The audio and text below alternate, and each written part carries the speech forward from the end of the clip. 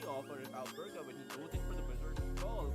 It's not unrealistic to expect this Ringmaster to 5 attempt seconds to remaining. whoever gets caught with that Dire displacement. team It's not back. realistic to have it hard or too easy to just lift one of his allies up and bring them back to a bit of safety. So Dire team Power back. Rangers with this lost melee pick for a core itself Radiant is team a bit back. risky.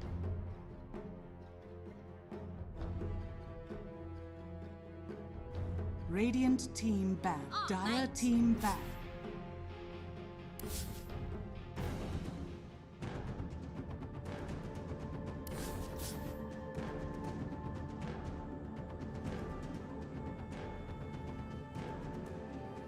Radiant team back. Radiant team back.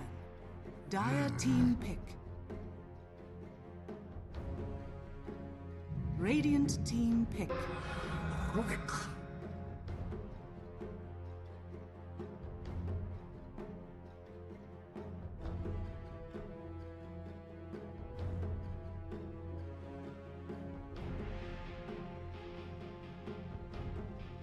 10 seconds remaining. 5 seconds remaining.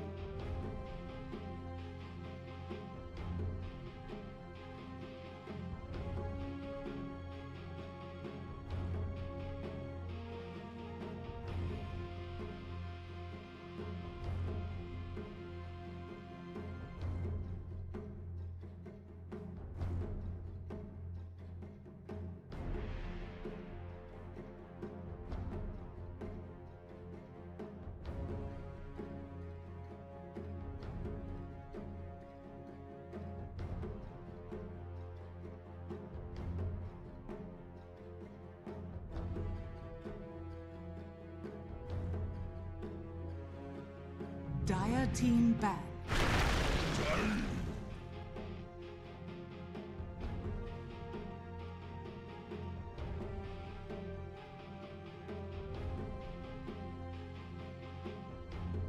Dire team back.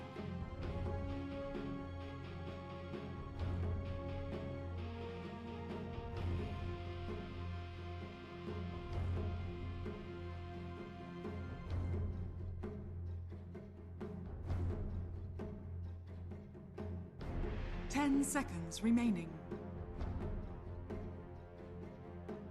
5 seconds remaining.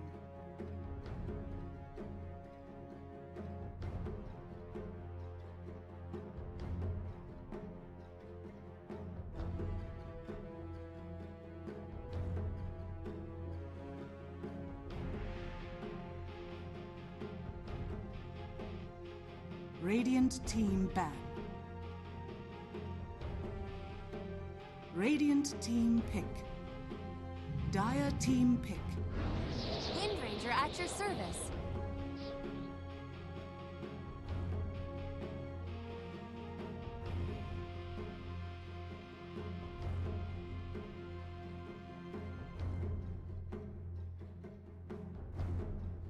Ten seconds remaining. 5 seconds remaining. Dire team pick. Bristleback!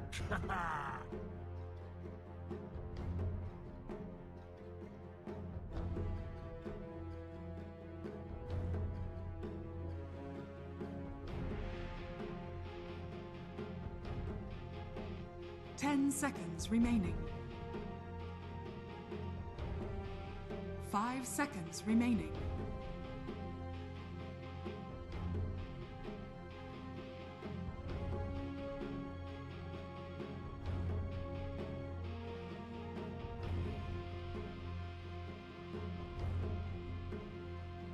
Radiant team pick.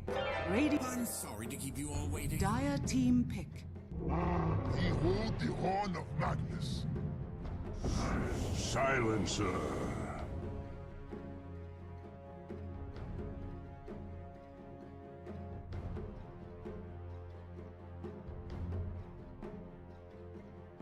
Ten seconds remaining.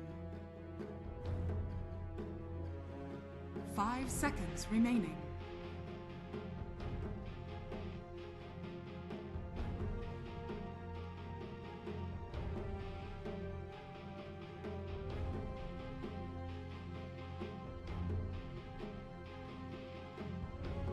Dire team ban. Faceless Void.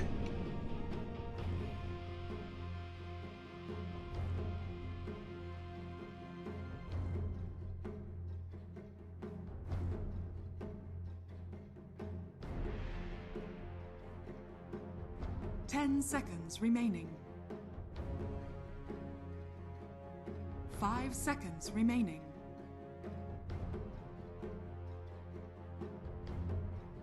Radiant team ban.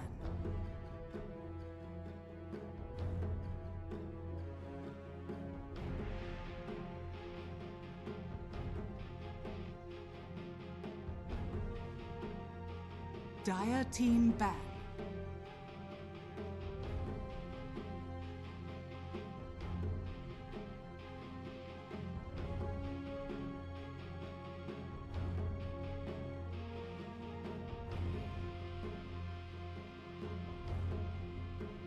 Ten seconds remaining.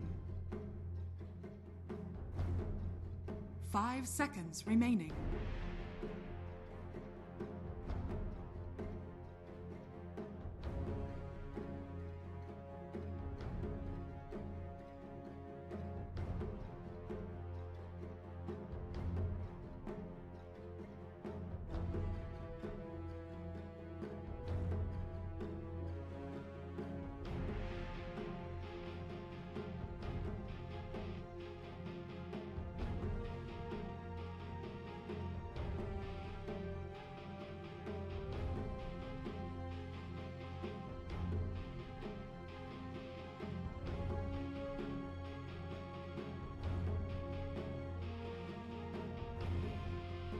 Oh, right.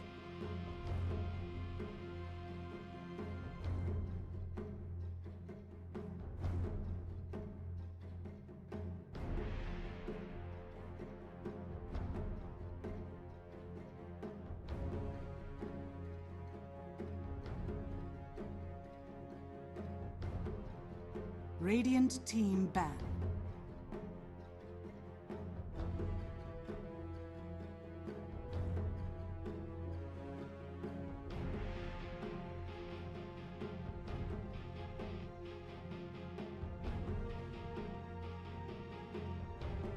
Ten seconds remaining. 5 seconds remaining.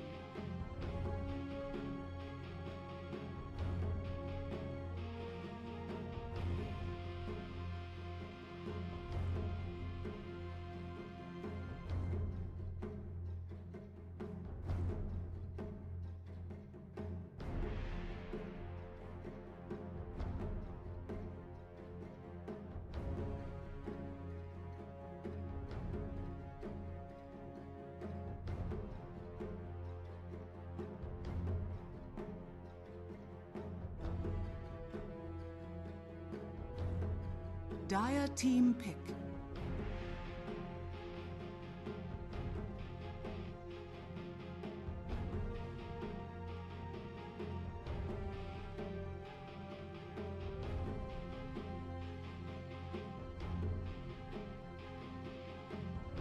Ten seconds remaining. 5 seconds remaining.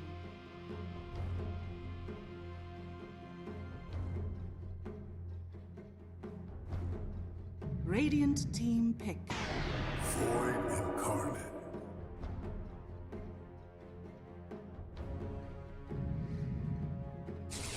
Axe. Choose your hero.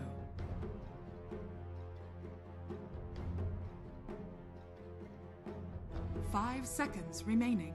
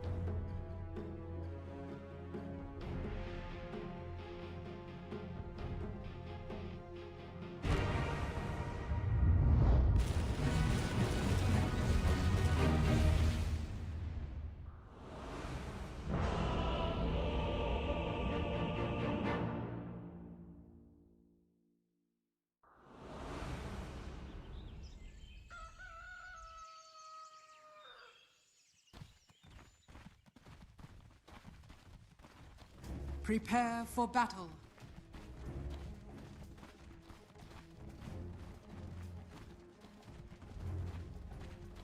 Oh, that's lovely.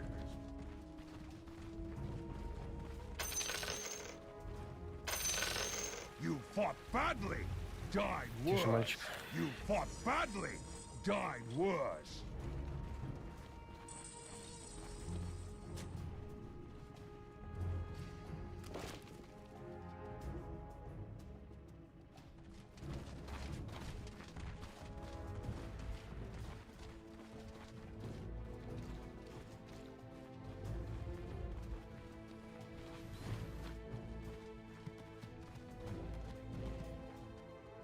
"30 seconds to battle.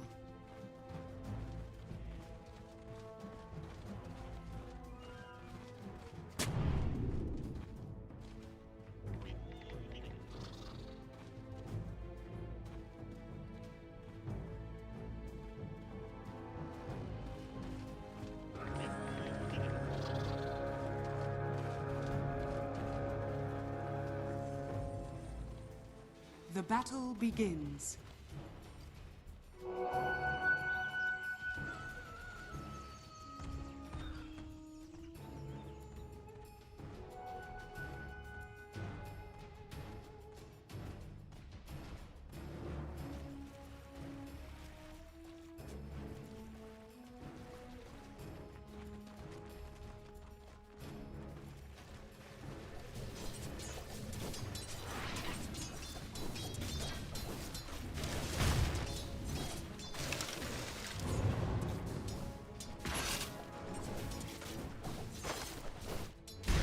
Small adjustment.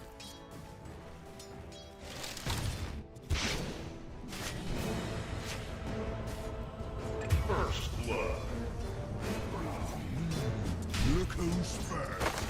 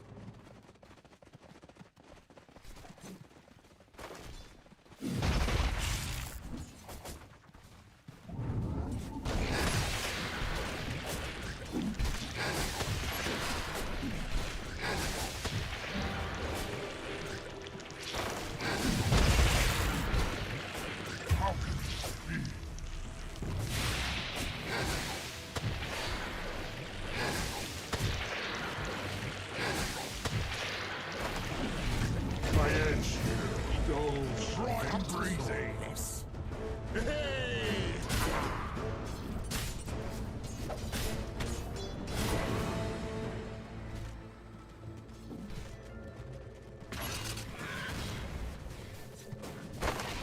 Dire's top tower is under attack.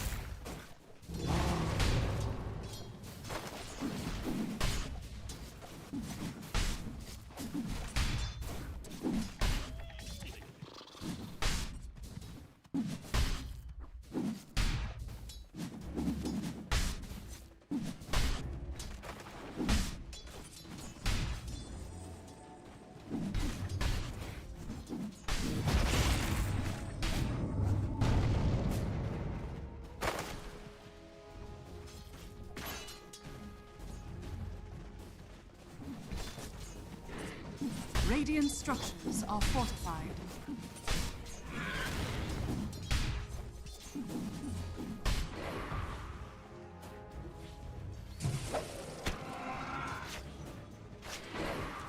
Shackle! A brief intermission.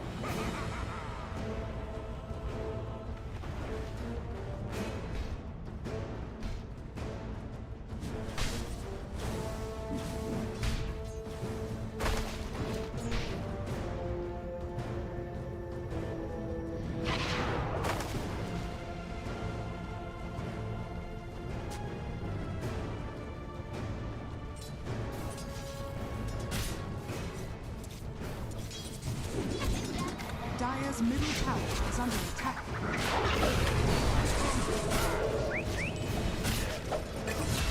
Told you we should have rehearsed.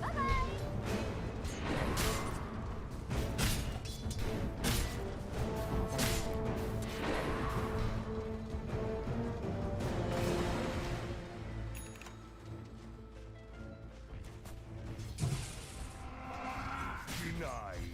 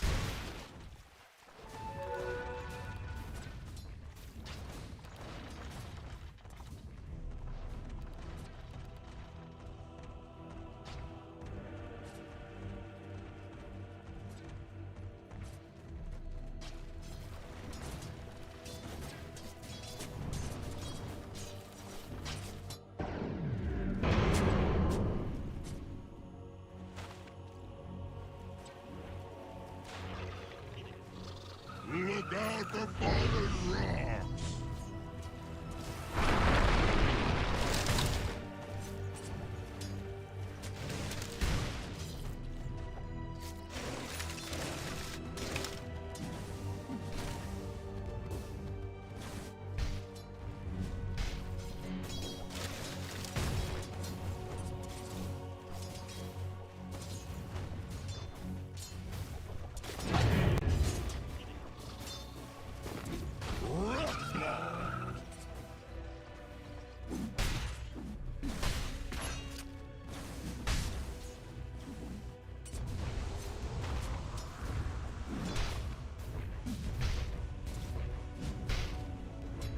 Dire are scanning.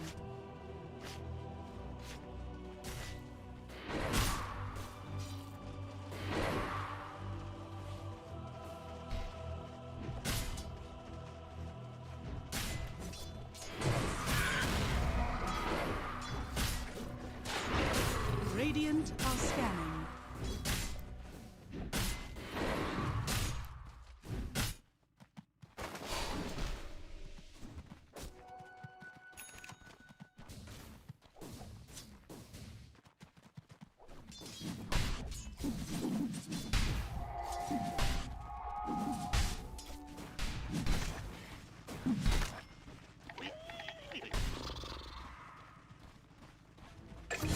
Done yet?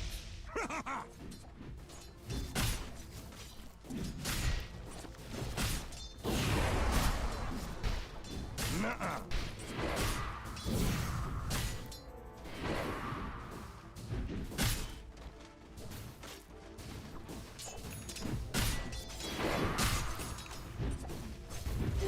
Visibility!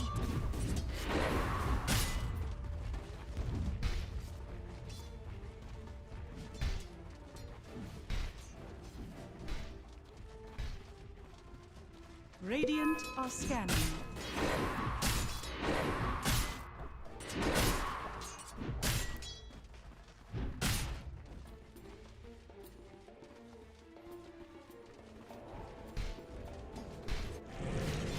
Radiant structures are fortified.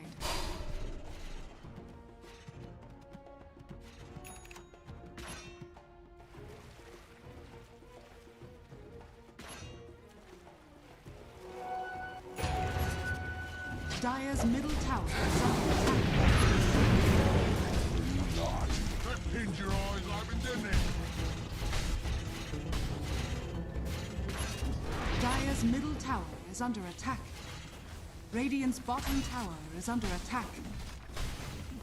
Every coin helps. Axe defies you. Dire's top tower is under attack. No escaping axe.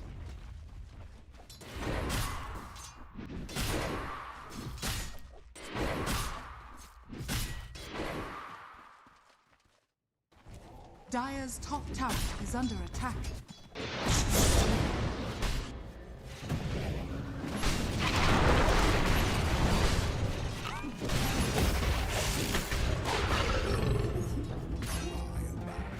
Dire's structures are fortified. Dire's top tower is under attack.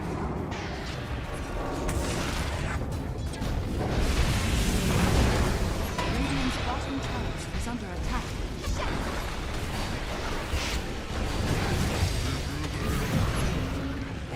Dire's top tower is under attack. Radiant's bottom tower is under attack. Dire's top tower has fallen. Oh, that's nothing. Radiant's bottom tower is under attack. Radiant's bottom tower has fallen.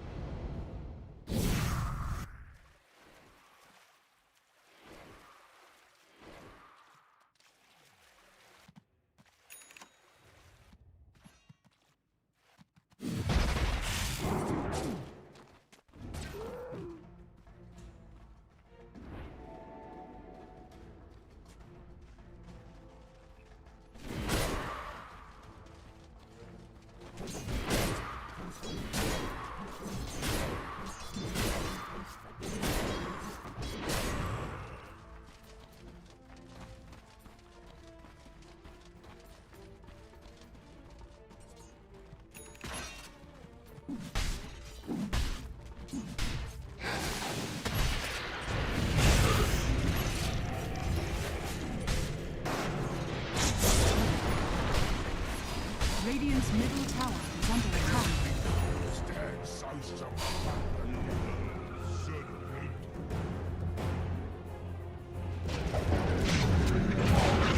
silence. The hidden path reveals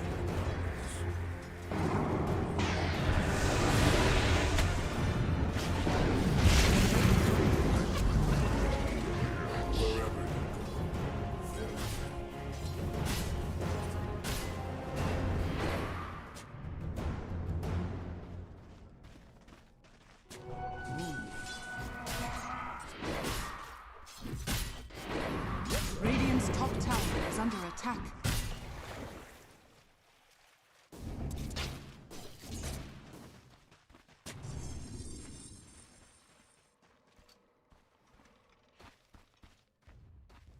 Radiant's bottom tower is under attack.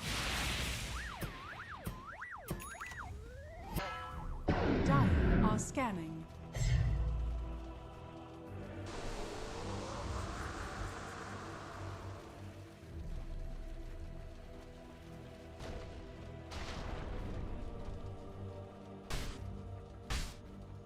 Dire's middle tower is under attack.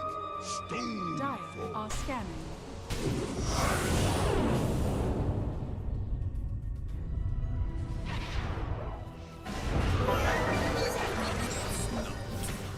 it's encouragement.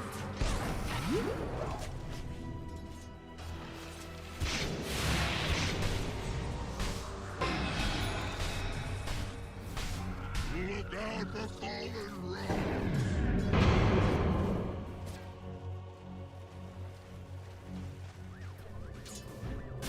Radiant's middle tower is under attack.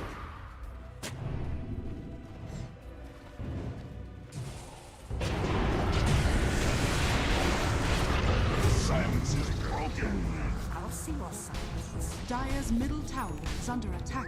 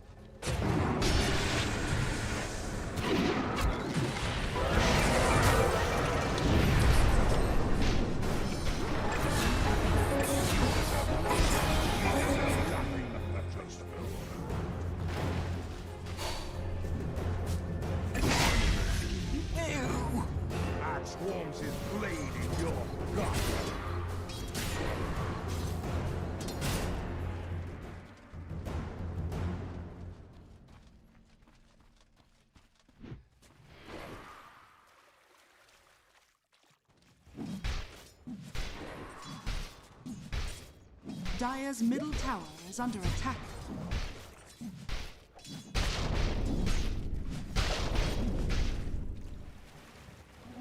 Regeneration. Dire's middle tower is under attack.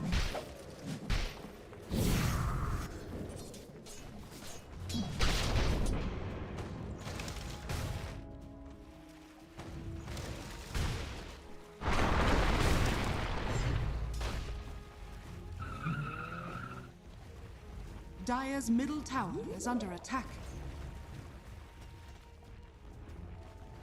Radiant are scanning.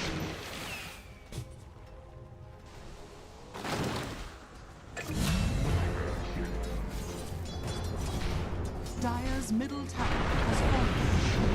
Dire's bottom tower is under attack.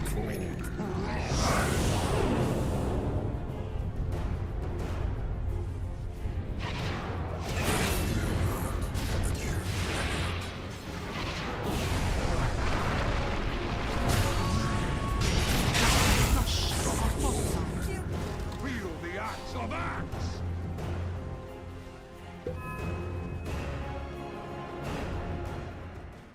Dire's bottom tower is under attack. Dire's bottom tower has fallen. Radiant's top tower is under attack. What have we here?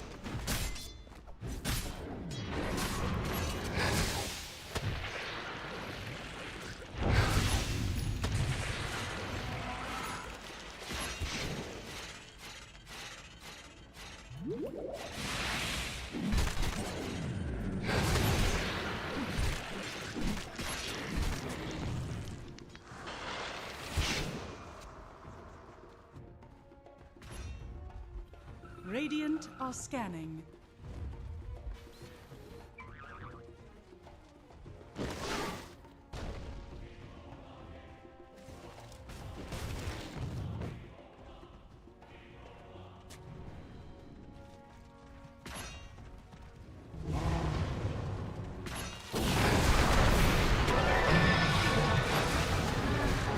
Dire's bottom tower is under attack.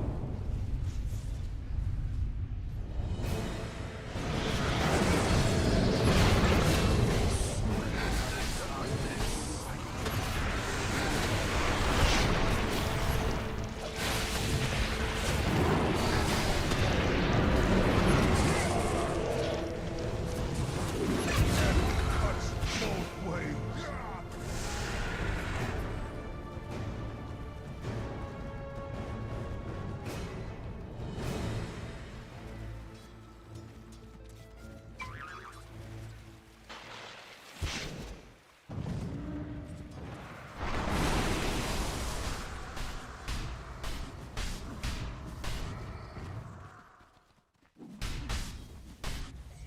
Radiant's middle tower is under attack.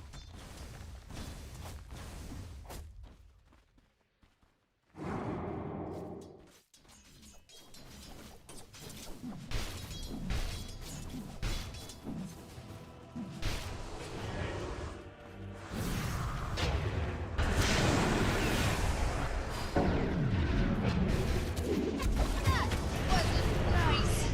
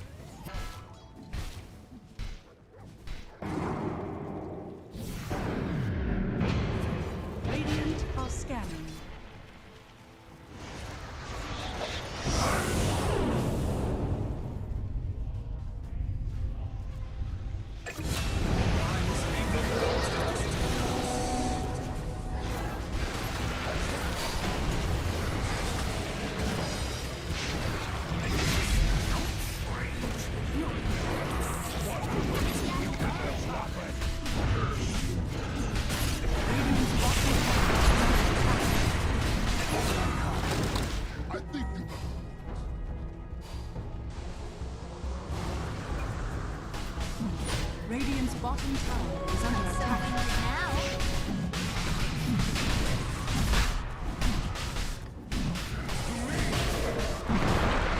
Radiant's bottom tower is under attack. Roshan has fallen to the Radiant.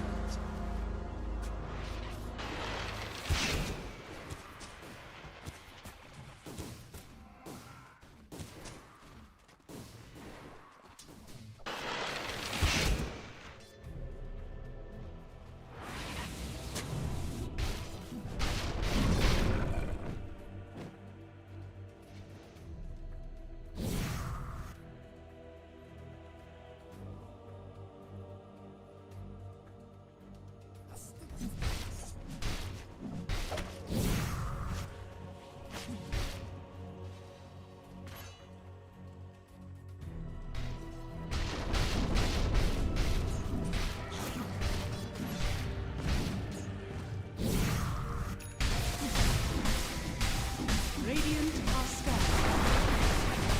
Dire's bottom tower is under attack.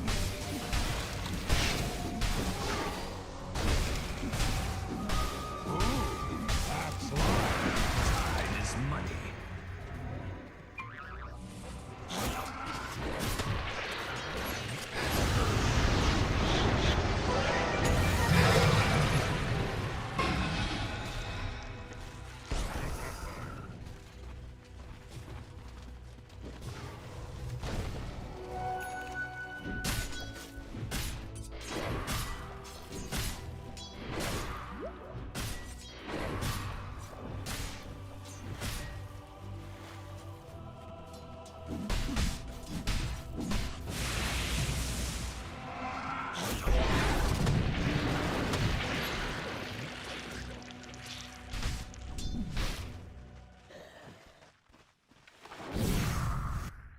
Dire's middle tower is under attack.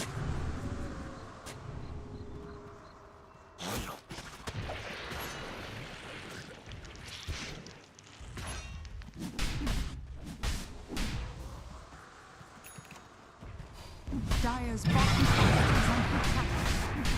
Dire are scared. Dire's structures are fortified.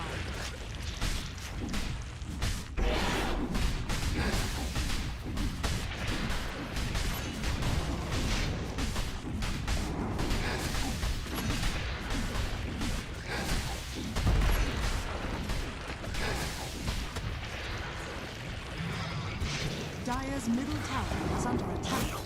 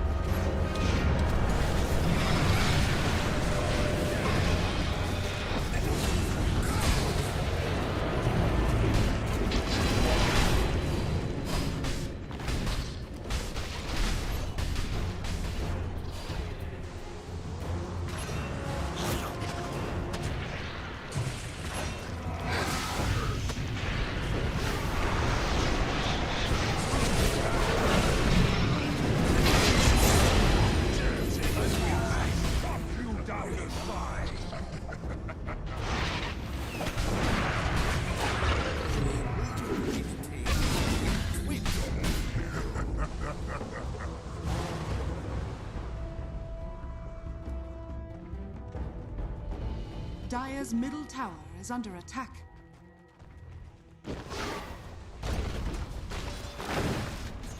Dire's bottom tower has fallen.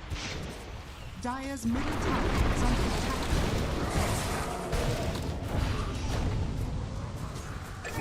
Dire's bottom tower is under attack. Ugly. Dire's structures are fortified.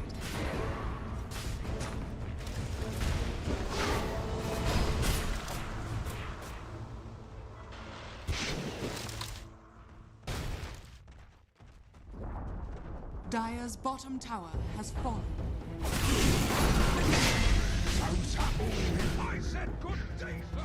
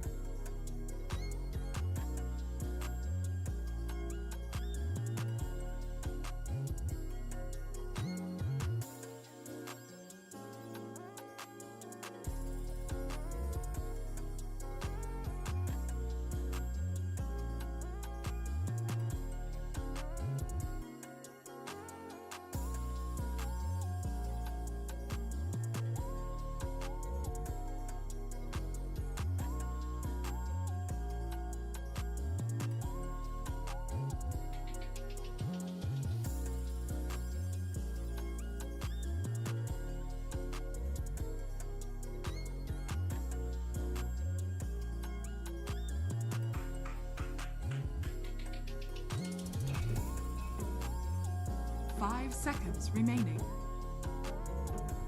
Dire team ban.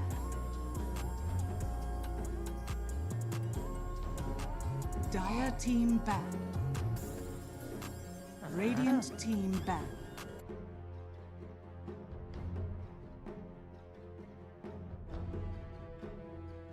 Radiant team ban. Dire team ban.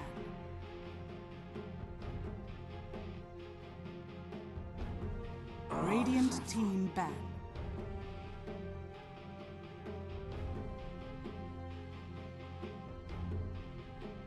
Ten seconds remaining. 5 seconds remaining. Radiant team ban.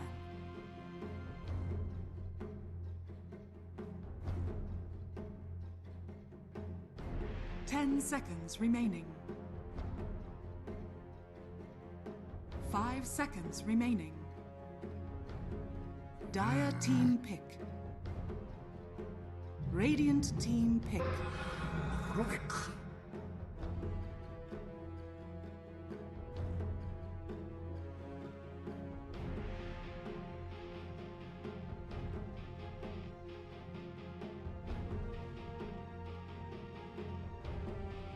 10 seconds remaining. Dire team ban. Time.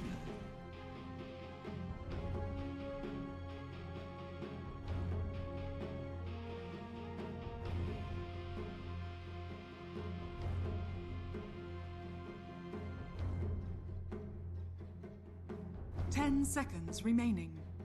Dire team ban.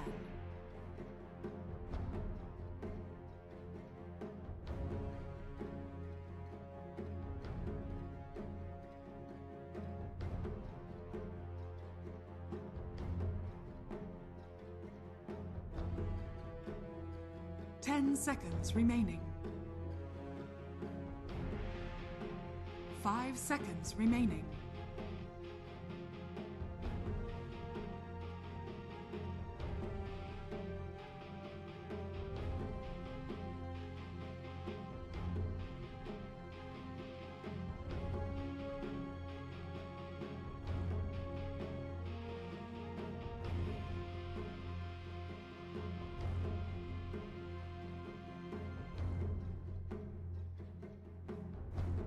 Radiant team ban.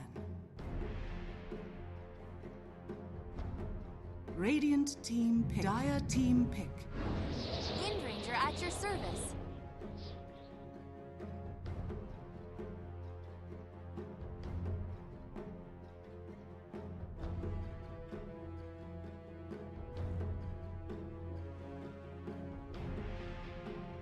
Ten seconds remaining.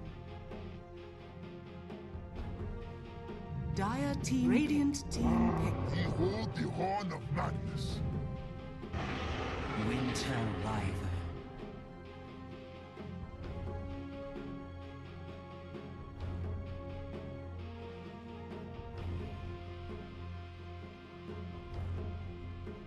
Ten seconds remaining. 5 seconds remaining.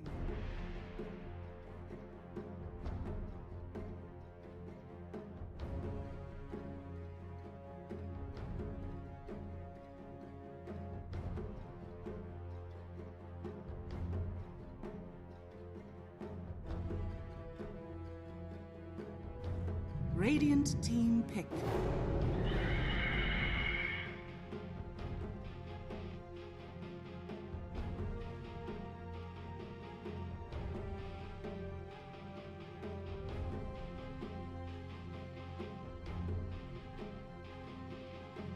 Ten seconds remaining.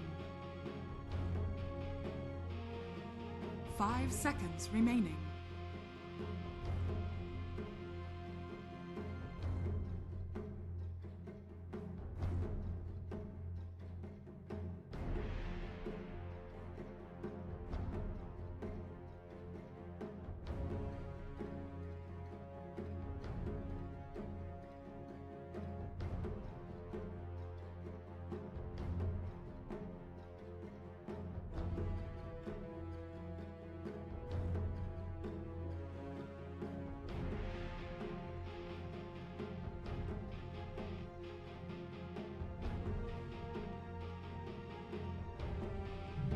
team pick.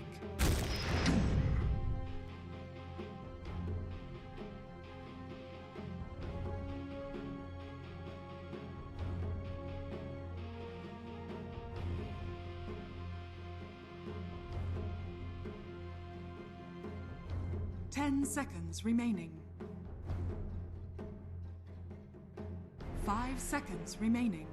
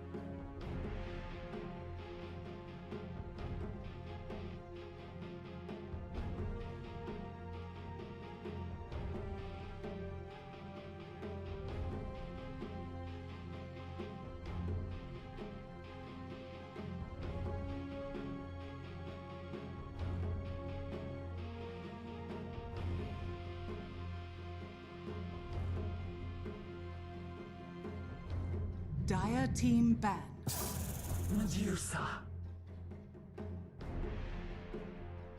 Radiant team ban.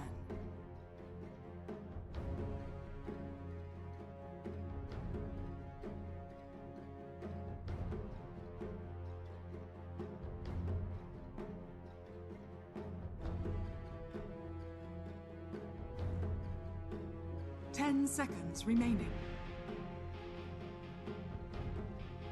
5 seconds remaining. Dire team ban.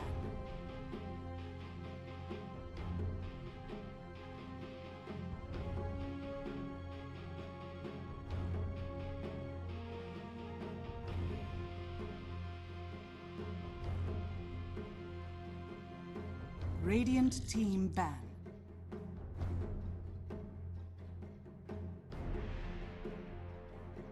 Dire team pick.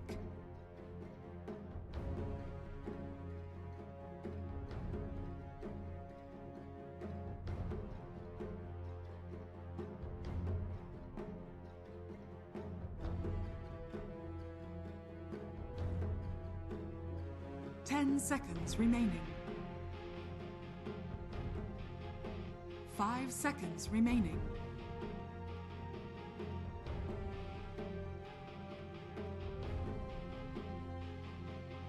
Radiant team pick.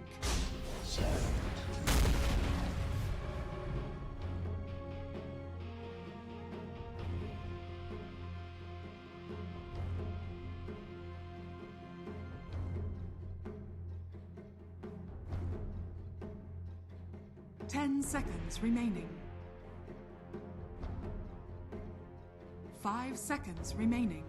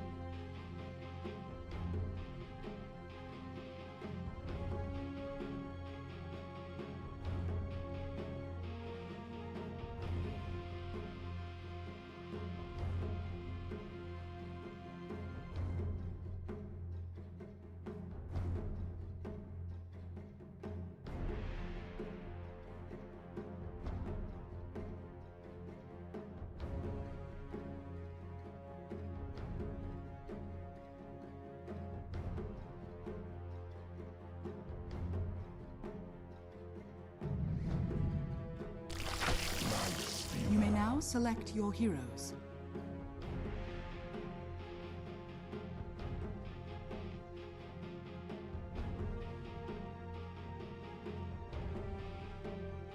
Five seconds remaining.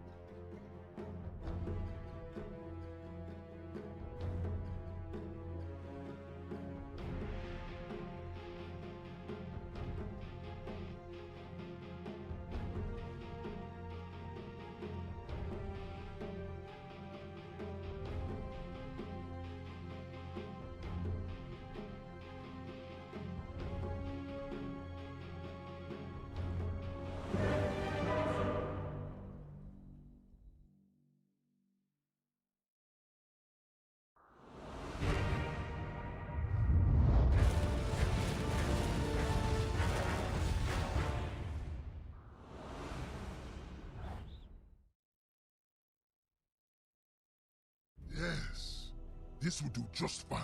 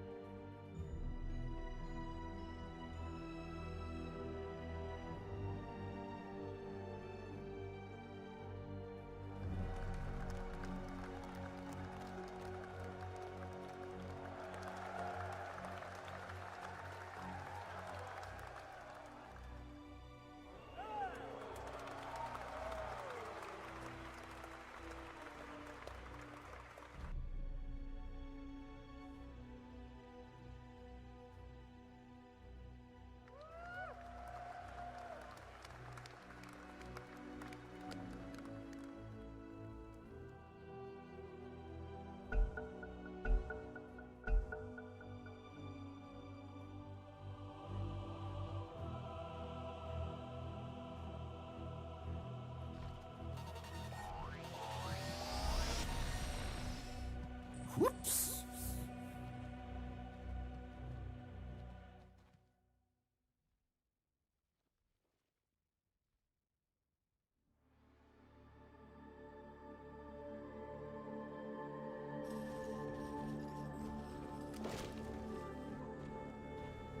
Look out for fallen rocks!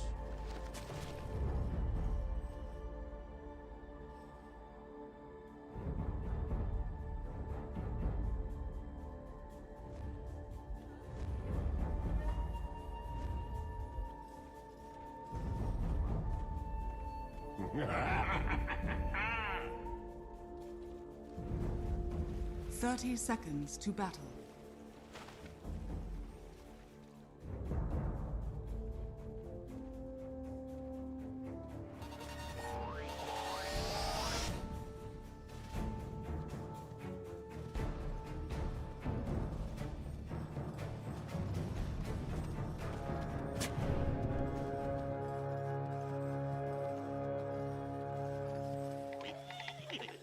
The battle begins.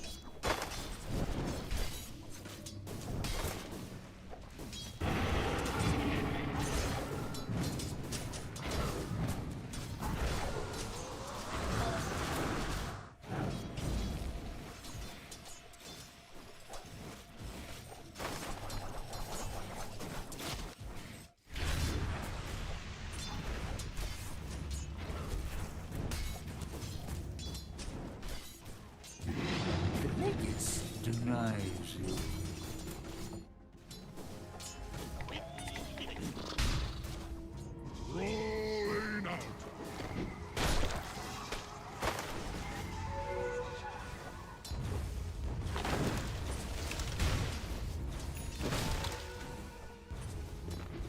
Denied.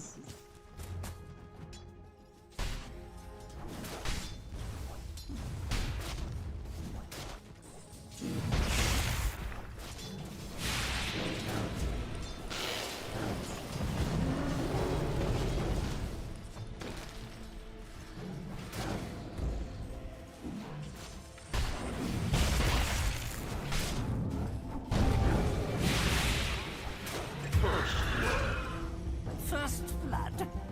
What is this? Radiant's I bottom keep tower here to is under test attack.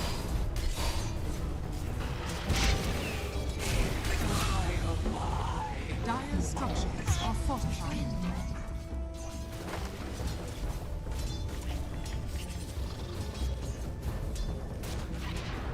Radiant structures are take fortified.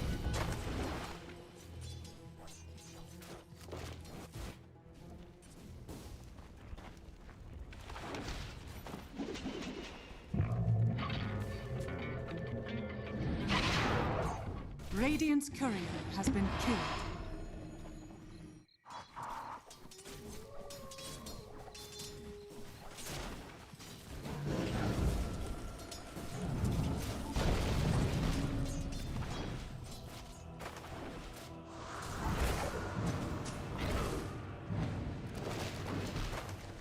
You have my... Radiant's middle tower is under attack.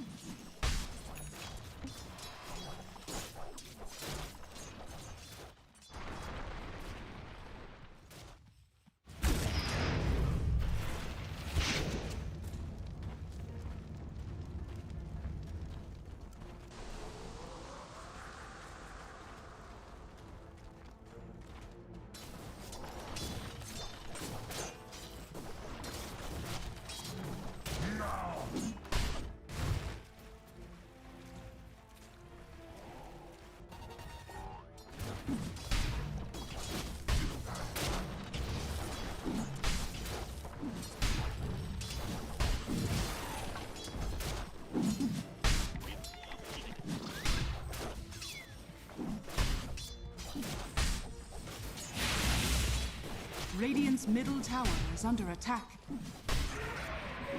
Regeneration? What have we here?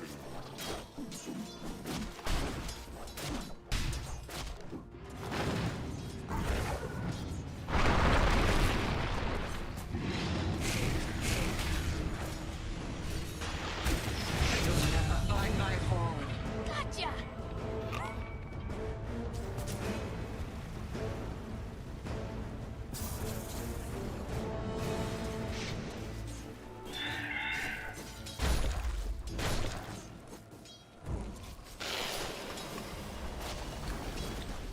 Dire's bottom tower is under attack. Radiant's middle tower is under attack.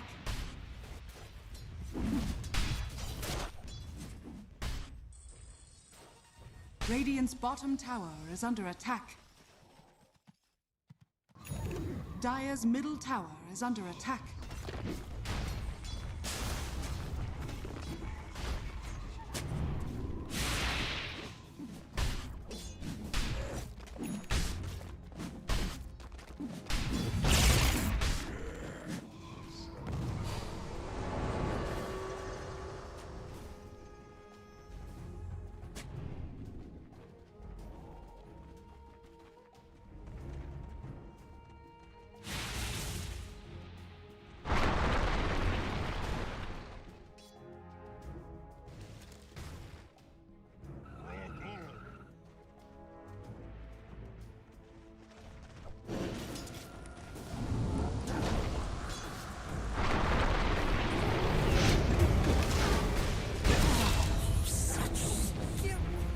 Dire's middle tower is under attack.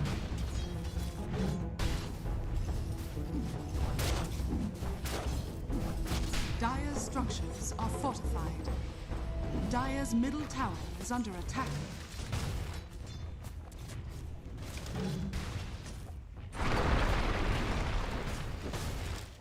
Look out, the fallen rise!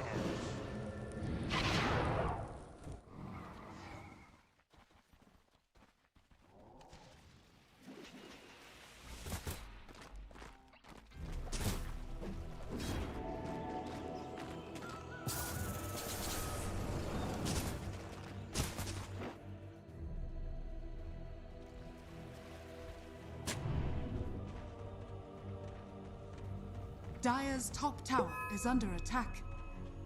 Radiant are scanning.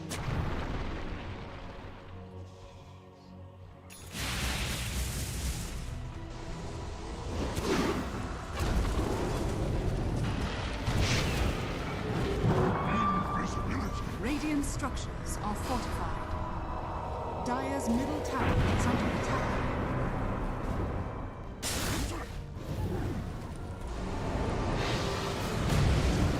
Dire's middle tower has fallen.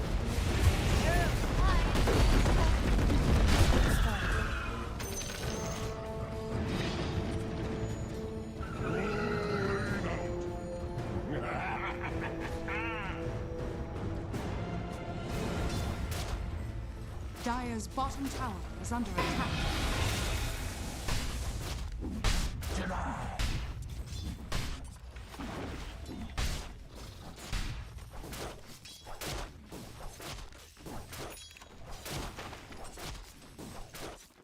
I'll take your tribute.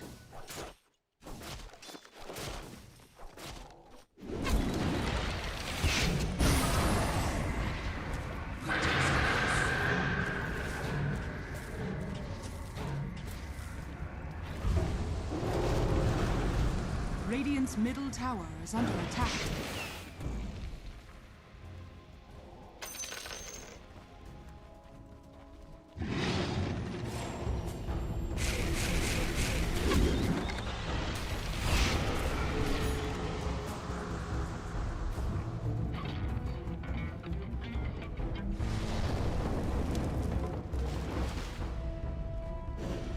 Radiant are scanning.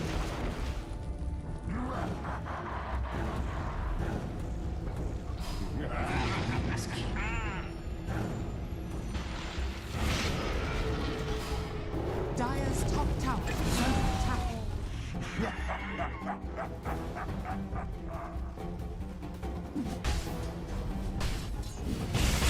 Dire's top tower is under attack.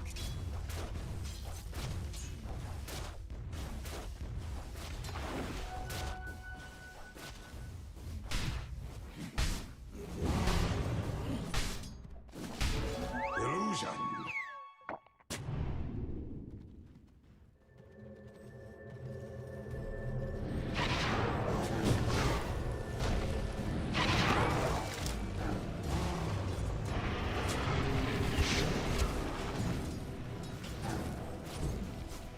New treasures.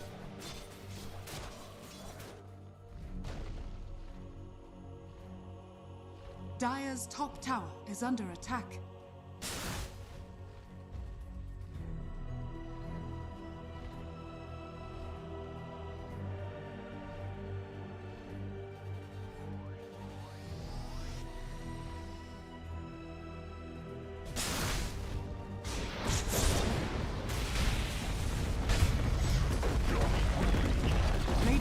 bottom tower is under attack.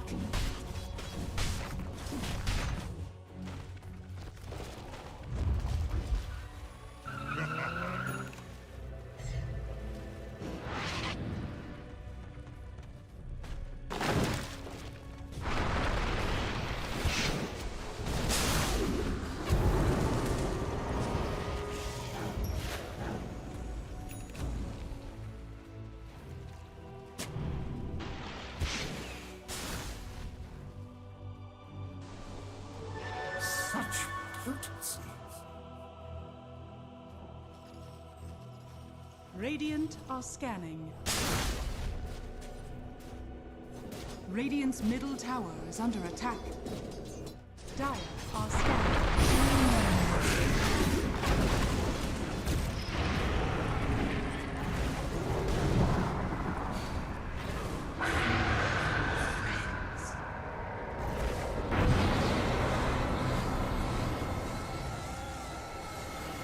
Dire's top tower is under attack.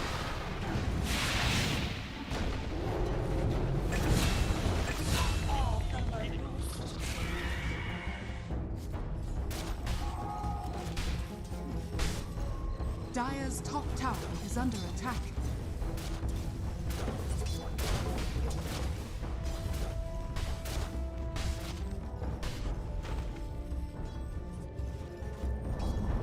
Dire's top tower has fallen. Killing spree. It's precious.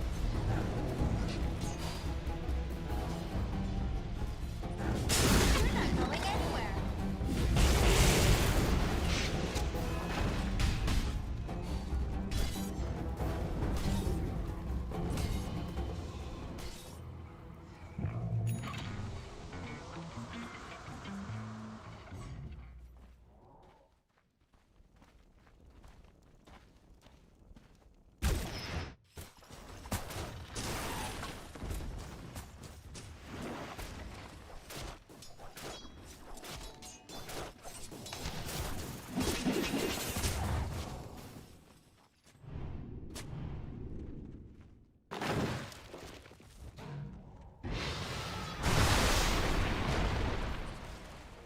That should help.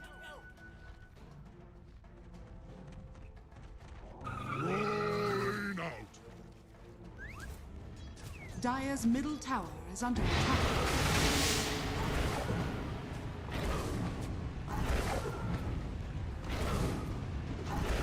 Radiant's bottom tower is under attack.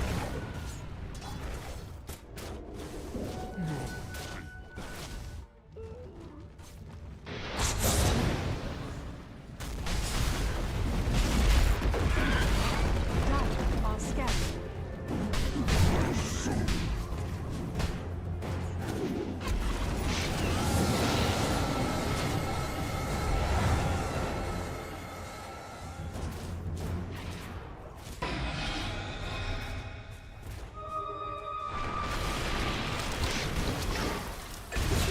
Outrage. Radiant's middle tower is under attack. Stolen. Dire's bottom tower is under attack. Radiant's top tower is under attack. Dire's bottom tower has fallen.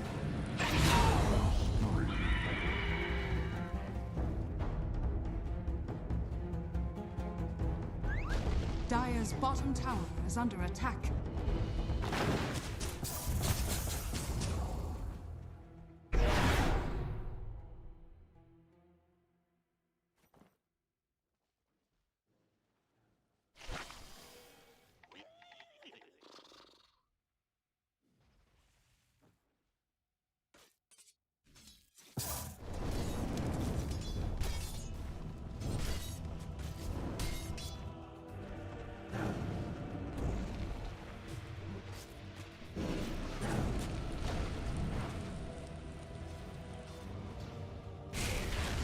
Dire are scanning.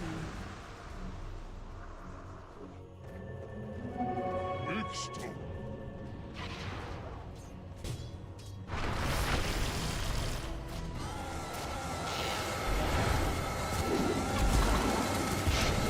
Radiant are scanning.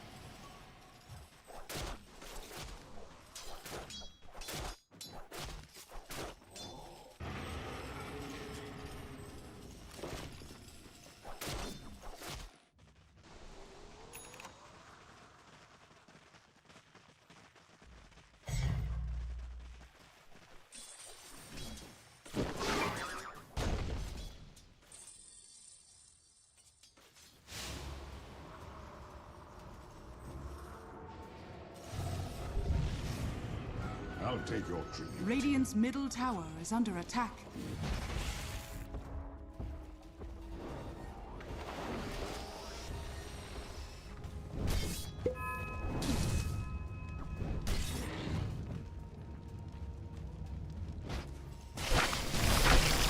Radiant's middle tower is under attack. Radiant's middle tower has fallen. Invisibility.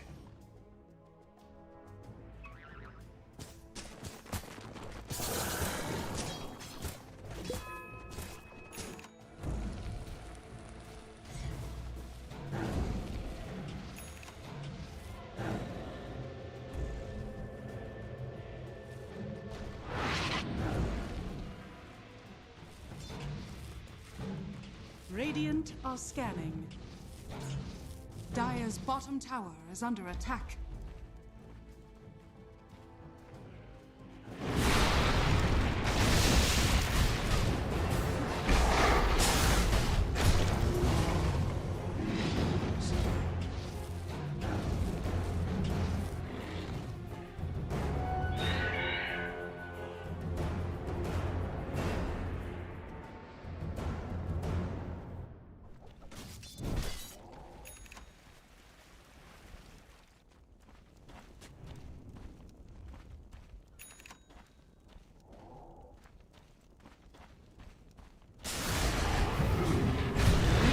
Radiant's bottom tower is under attack.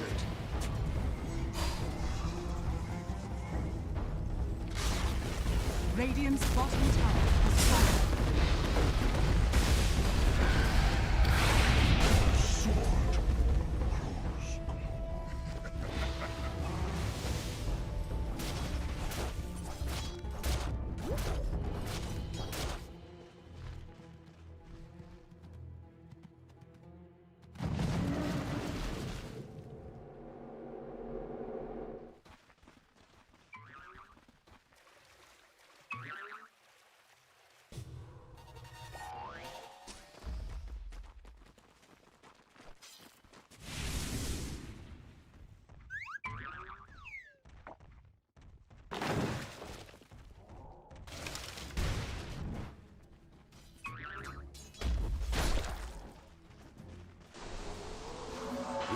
Please disorient her.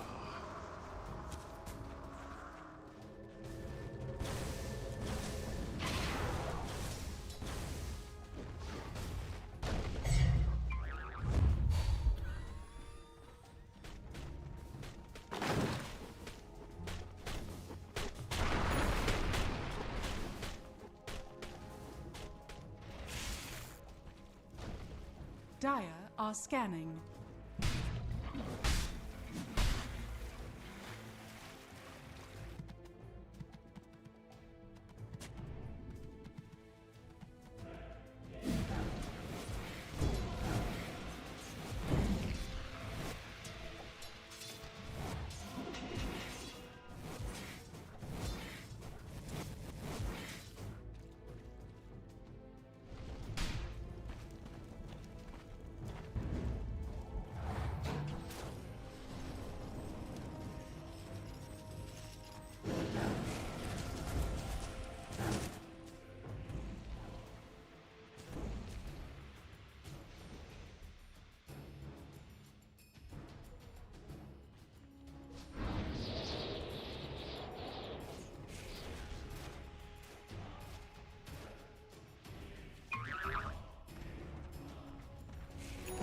What have we here?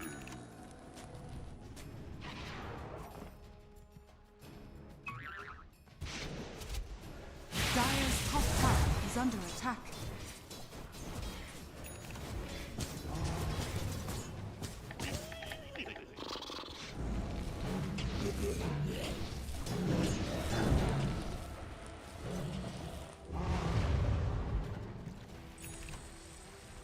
Radiant are scanning.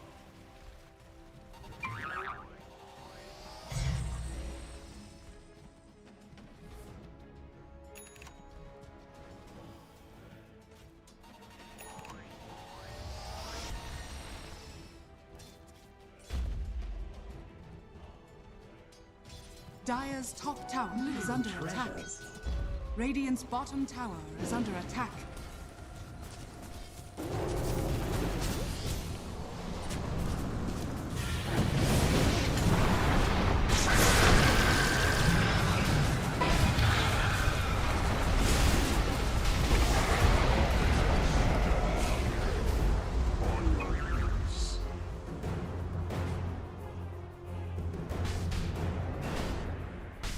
Radiant's bottom tower is under attack.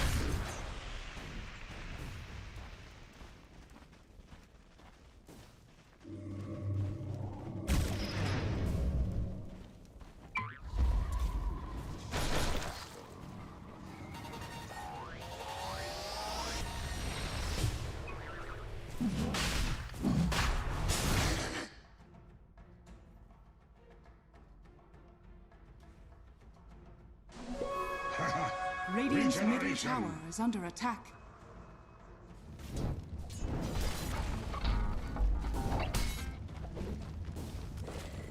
Radiant's middle tower is under attack. Roshan has fallen to the dire.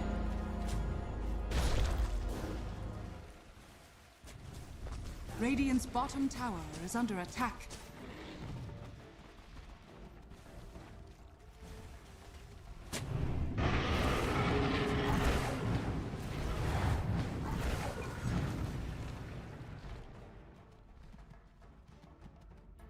Radiant's bottom tower is under attack. Radiant structures are fortified.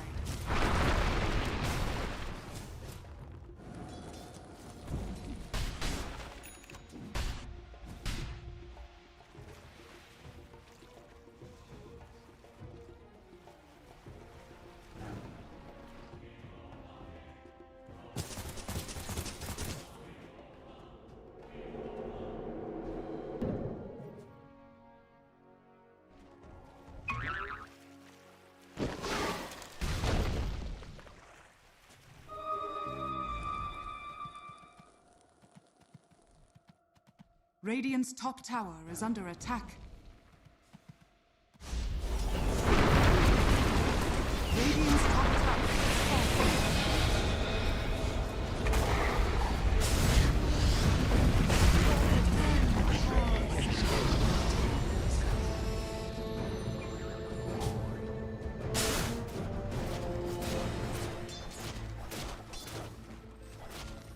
Radiant's top tower is under attack.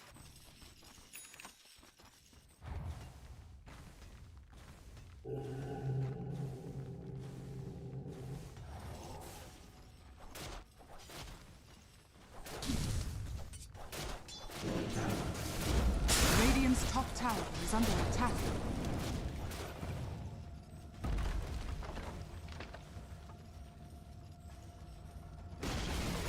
Radiant's top tower has fallen.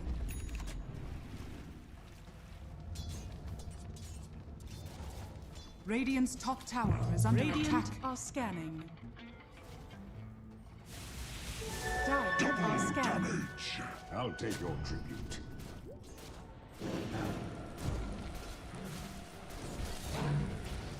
Radiant's middle tower is under attack.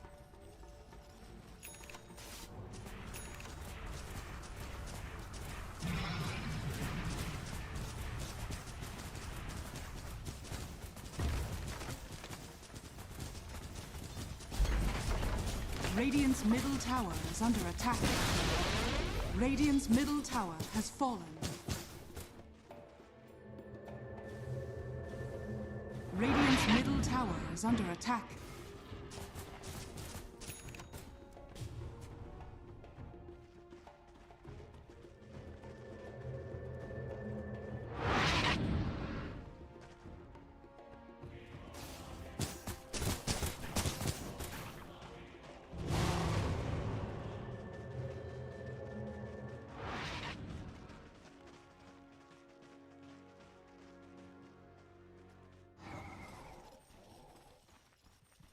Radiant's bottom tower is under attack. Radiant's bottom tower has fallen.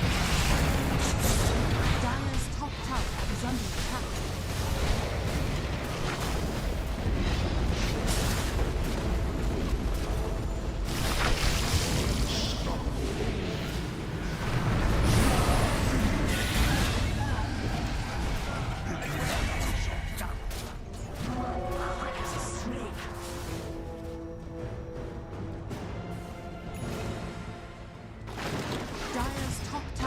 under attack. Dire's structures are fortified.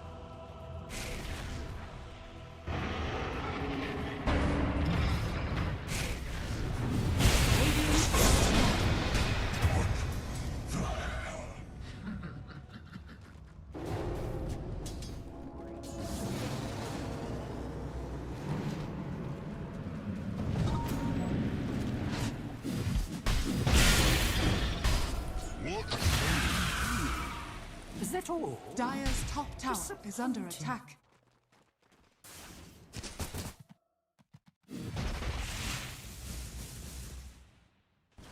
Dire's top tower is under attack. Radiant's middle tower is under attack. Radiant structures are fortified.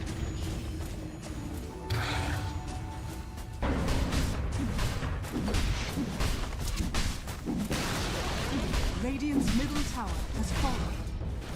Radiant's middle barracks are under attack. Dire's bottom tower is under attack. Radiant's middle barracks has fallen.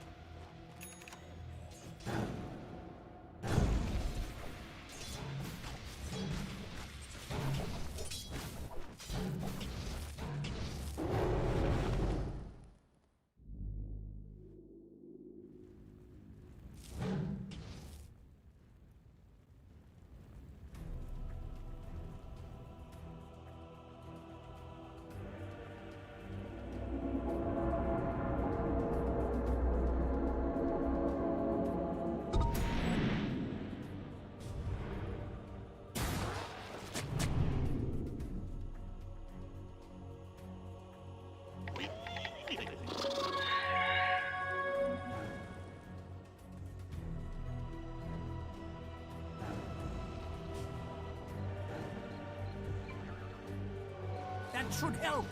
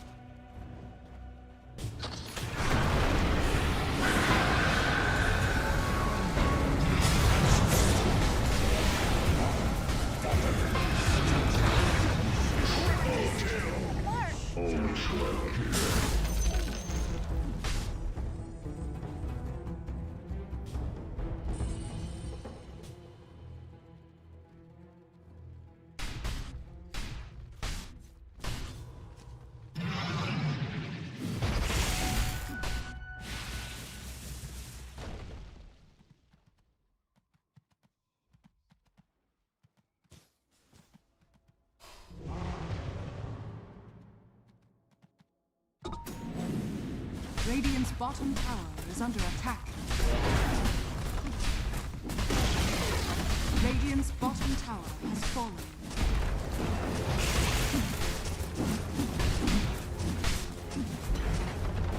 Radiant's bottom barracks has fallen. Radiant's middle tower is under attack. Radiant structures are fortified.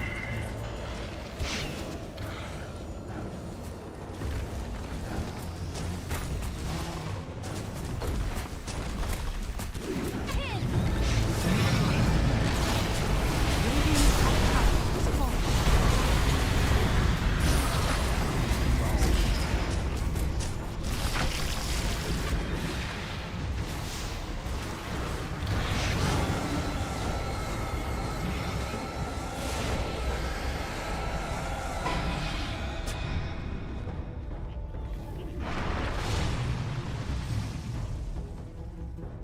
Radiant's middle tower is under attack.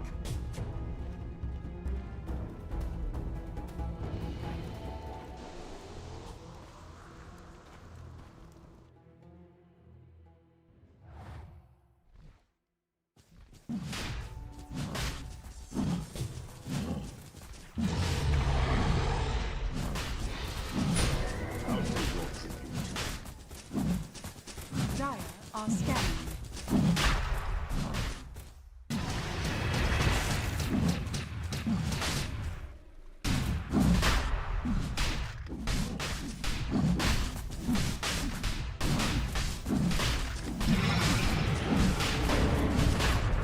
Roshan has fallen to the battlefield.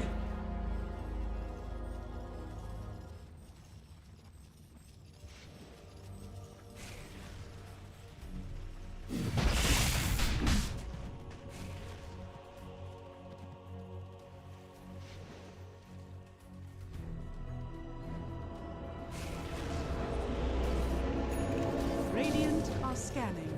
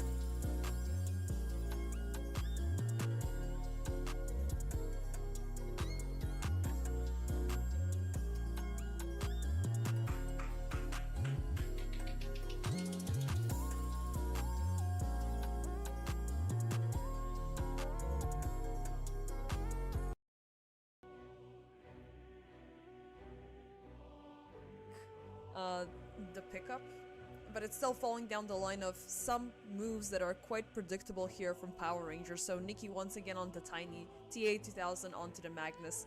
But which would you prioritize first in terms of the scepters? Do you want the Pango for the 90-degree swashbuckle, or do you want the Queen of Pain with the Shadow Strike being a lot more impactful? I think the Queen of Pain. I think it should be Dark Neo because the Queen of Pain is someone that can build up that vessel, right? You get to that vessel, or even if not the vessel, then you go for the Kaya once you have that Aghanim Scepter. You can rotate a lot easier. And while that Rolling Thunder is great to have in this game, and the Aghanim Scepter, you can only play for as long as you have it off of cooldown. With the Queen of Pain, you don't once you have the Scepter, you don't necessarily have to actually play for the Sonic Wave. You can just play for the Shadow Strikes. You can all constantly disable Power Rangers, keep them at bay each and every, or rather every passing minute, and allow your own carry to farm up. So that's why I think the Scepter preference should be for the cop. Yep. And what do you think in terms of her mid lane skill prioritization? Like, we have seen the Shadow Strike being prioritized, but you're still not getting a lot more in terms of the farm. And Tiny does farm a lot faster with the tree being present. Like, you have the built-in cleave, you're getting the creeps early on. Are you gonna go in for the early harassment and sacrifice your personal farm, or you're gonna wait to have a lot bigger of an impact as the game keeps on going and just try to stabilize?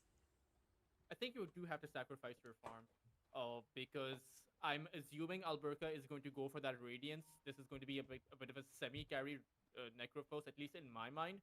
And TA2000 obviously playing that carry Magnus.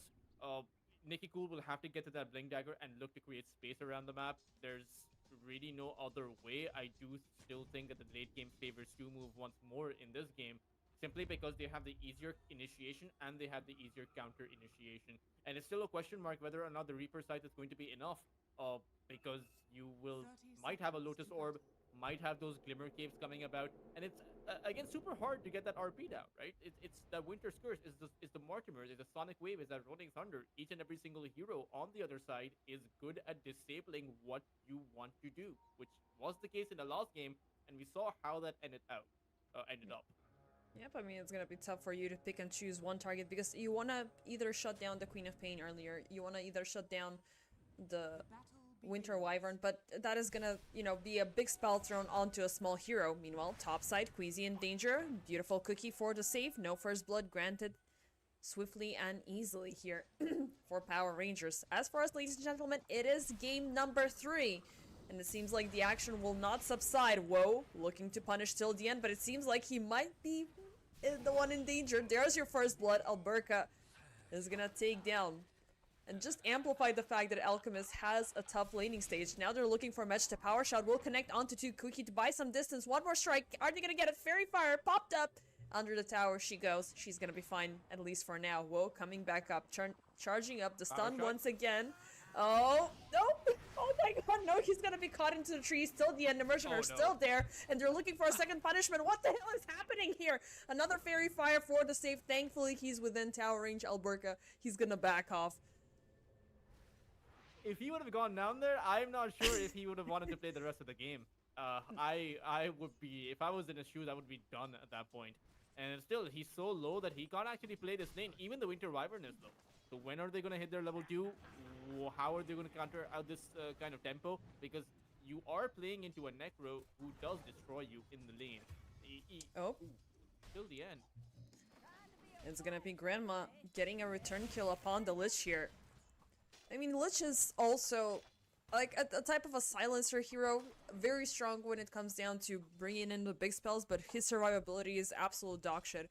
So taking him down into the early lanes, it is quite formidable, and Snapfire is there to punish. I mean, just kicking things off with the Snapfire cookie and with the little shredder.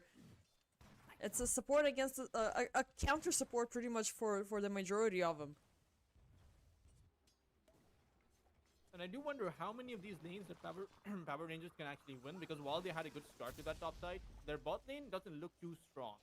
Lich plus Magnus versus the Pangolier and Snapfire. You have a setup, you have a stun, swashbuckle. So it does feel like TA2000 can be pressured quite a bit. Yep, but at the same time, well, I mean, I really want to see if he's gonna be taken down once again because already Immersion and Mechta, they're just actively being aggressive.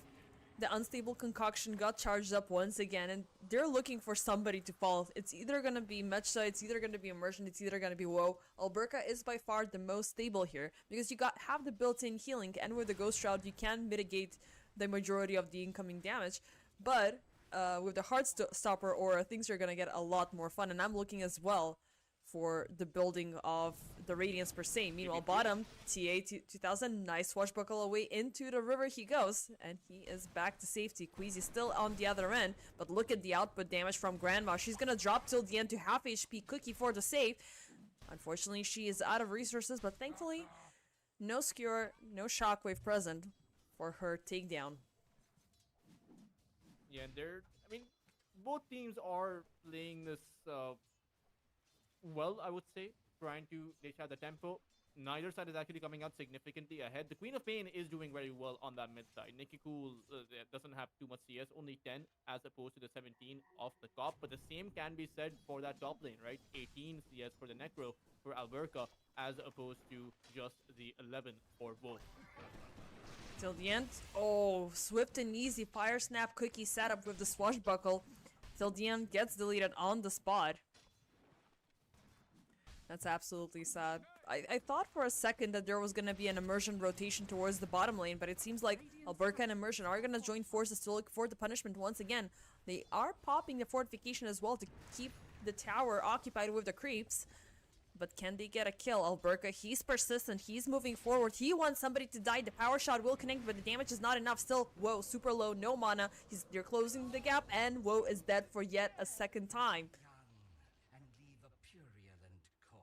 Oh that boy. is not good for the Alchemist. I mean, he's already behind on CS. Now he's dying a bunch of times. The Winter Wyvern is also falling low as he stays inside of the aura of that Necroforce, the Heartstopper. So it's a position where he can't really help out his Alchemist as much compared to the previous game. And you don't want to have a late Radiance, or rather, a late Radiance or a late Aghanim Scepter, because that is what you're playing for. And you might just be pushed into a situation where you will choose not to pull in the scepters and just go for the standard Alchemist build into a hard carry. That could be an option if you know, as a fallback mechanism, because at the end of the day, even an Alchemist carry can stack up to that Magnus, especially since that that heal will be there from the Winter Wyvern later on.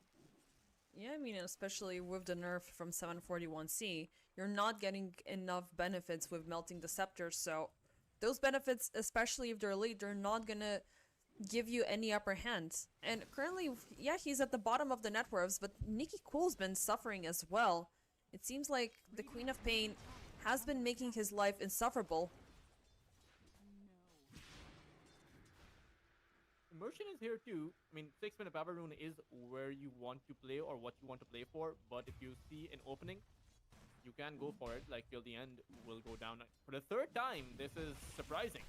But can they get Queasy out of this one? Both BP3PX and Queasy are looking low, but thankfully TA2000 his cooldowns are still on quite a high timer. So ultimately they're gonna fight. I mean, it's a rinse and repeat combo. One small misstep, you see the Lich further away from his carry, you just pop the cookie, the swashbuckle does the rest. I mean, you're not even doing that much damage with the swashbuckle. Is the little shredder combined. Now we also have the scattered blast being present. It's just too much for the Lich to handle, who, even with him being forced to go in for level 1 of the Frost Shield, it's not helping you at all. Topside. Whoa, once again in danger. Immersion just keeps him pushed, just keeps him out of the farm, and the money bank, it ran out of ink already. They're not able to print money. And you don't have a carry currently, and already we have till the end willing to utilize the winning off this lane to his own benefit, but also Darknia joins in. They're looking to punish Immersion. That's gonna be the case. They still have Sonic Wave available, but nope, it's just gonna heal up Alberca back to 100. Beautiful sight. Darknia is gonna pay the price. Till the end, Sinister Gaze pulling Mech to back. They also have revealed the presence of the urn, but I do believe a 2 for a 4 is a lot better of a trade-off, favoring Power Rangers. Yeah, I mean, the Queen of Pain rotating in just to be able to take down a Wind Ranger before dying, simply not going to be worth it. You disable the Tiny, but now the Tiny's back, considering all of the space that he got. And now, even the Winter Wyvern might actually Dire's just middle die tower here. is under attack. Thankfully, a couple of split seconds from the Arctic Burn are gonna be enough for him to overcome the difficult terrain, but nope, he's gonna land in the Sinister Gaze once more, and he shall perish alongside with Woe's Courier. This is not looking too good. I mean, 8 minutes in, a 3,000 net worth advantage. Your Alchemist barely has a game. I don't know what he can do. I mean, he has a Soul Ring now, and he's gonna fall back to the jungle normally where you have a 13-minute radiance or a 14-minute radiance. This might just be a 16 or 17-minute radiance at this pace. And I mean, Dire's top tower is under attack. TA2000 has a free lane. Because while till the end it was the one going down, the Magnus was still able to fight back. The Magnus still has 61 CS, the highest in the game so far. So it really doesn't feel like it really doesn't feel like Two Move are able to pressure the Magnus quite the same way compared to how Power Rangers are And pressuring the Alchemist. speaking of RP upon BP3PX, they get the Pango on the lock, and a very nice timing before he's able to reach the Rolling Thunder. One Nicely tower done. already down though, as well. You know, so you take down the only hero that wasn't unpunished. That was the Pangolier on that bot lane. The Queen of Pain died. The Alchemist has died, and now the Pangolier has died. And we're back to square one for Two Move. We're back to that game number 1 and a horrendous start. Yeah, and even though, I mean, the majority of the kills came from the takedowns up till the end, which was the swift and easy kill every single time he appeared, right now the targets that Power Rangers are punishing have been 1, 2, 3. Dire's middle tower is under attack. And I'm not sure if you can redeem yourself with Grandma and the Winter Wyvern, because again, the Winter Wyvern is very much dependent on the aggression that the team has to offer. You don't want to use your big ultimate defensively. You want to stay aggressive. Queasy, he's still missing out on the Mortimer's Kisses as BP3PX. He finally got to level 6, but now he does not have the initiation. Meanwhile, mid lane, Darknia, he's gonna face the wrath of yet another Reaper Scythe, which will grant Necrophos the 2 additional HP regen and mana from kills. And he's got a full 5,000. completed vessel and boots of travel. Yeah, What is this? that is the problem here for the side of Two Move. I mean, look at their Observer Ward that they've plotted down on that mid lane. They're hugging the tower. Still, the end is going to be yet another casualty, but I mean, He did they just deny the expended Immortal Amplify. for that. Yeah, but whoa, top side, he's trying to TP out. Is it gonna be? Well, it's gonna be a success. Regardless if he's dead or not, he's not farming. He's not able to do anything here.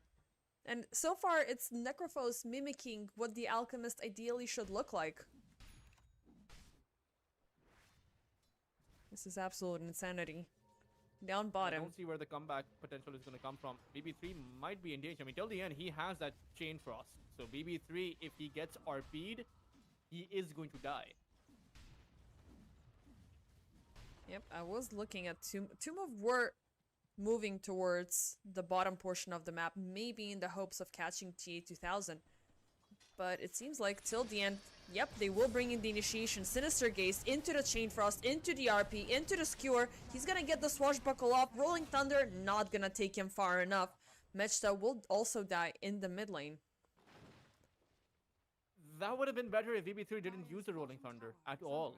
Just accepted his fate. Because now the Rolling Thunder is on cooldown for about 100 seconds. You've lost all 3 of your tier 1 towers. There's a 7,000 lead that's gonna build up soon. And most of the kills that Q-Move have gotten, or 4 of the 5, 80% of the kills, have just been on that one position 5 lich. Yep, in the meanwhile, Necrophos is 5-0. TA2000 is 1-0. Nikki's hasn't been present just yet, so we still have a surprise waiting to happen. And he is halfway through completion of his Blink Dagger, and by far he's had the worst lane from all of the Power Ranger, because the Queen of Pain did completely outfarm him, but now the rest of the crew They're there to compensate. Smoke up coming in from 2 move. They're looking for some sort of vengeance, but it's again till the end that they're looking for. Sinister Gaze will pull him back. Sonic Wave, don't get the Lich, get everybody else. Queasy and the backlines, he's in danger. It's gonna be a 1-for-1 so far, but the Sonic Wave not present. Neither is the Rolling Thunder since its previous usage earlier. And the backlines, Mechta will die from the Necro Scythe and the last hit coming in from TA2000. So no additional stack, but it's an exchange 2-for-1, and they still have eyes on Darknia. Blink has been used up already. 5 more seconds. Can they take it down? The shield rune will eventually perish, and she is ultimately gonna be fine. Thankfully for that shield rune snatch, but she would have been dead and gone as well.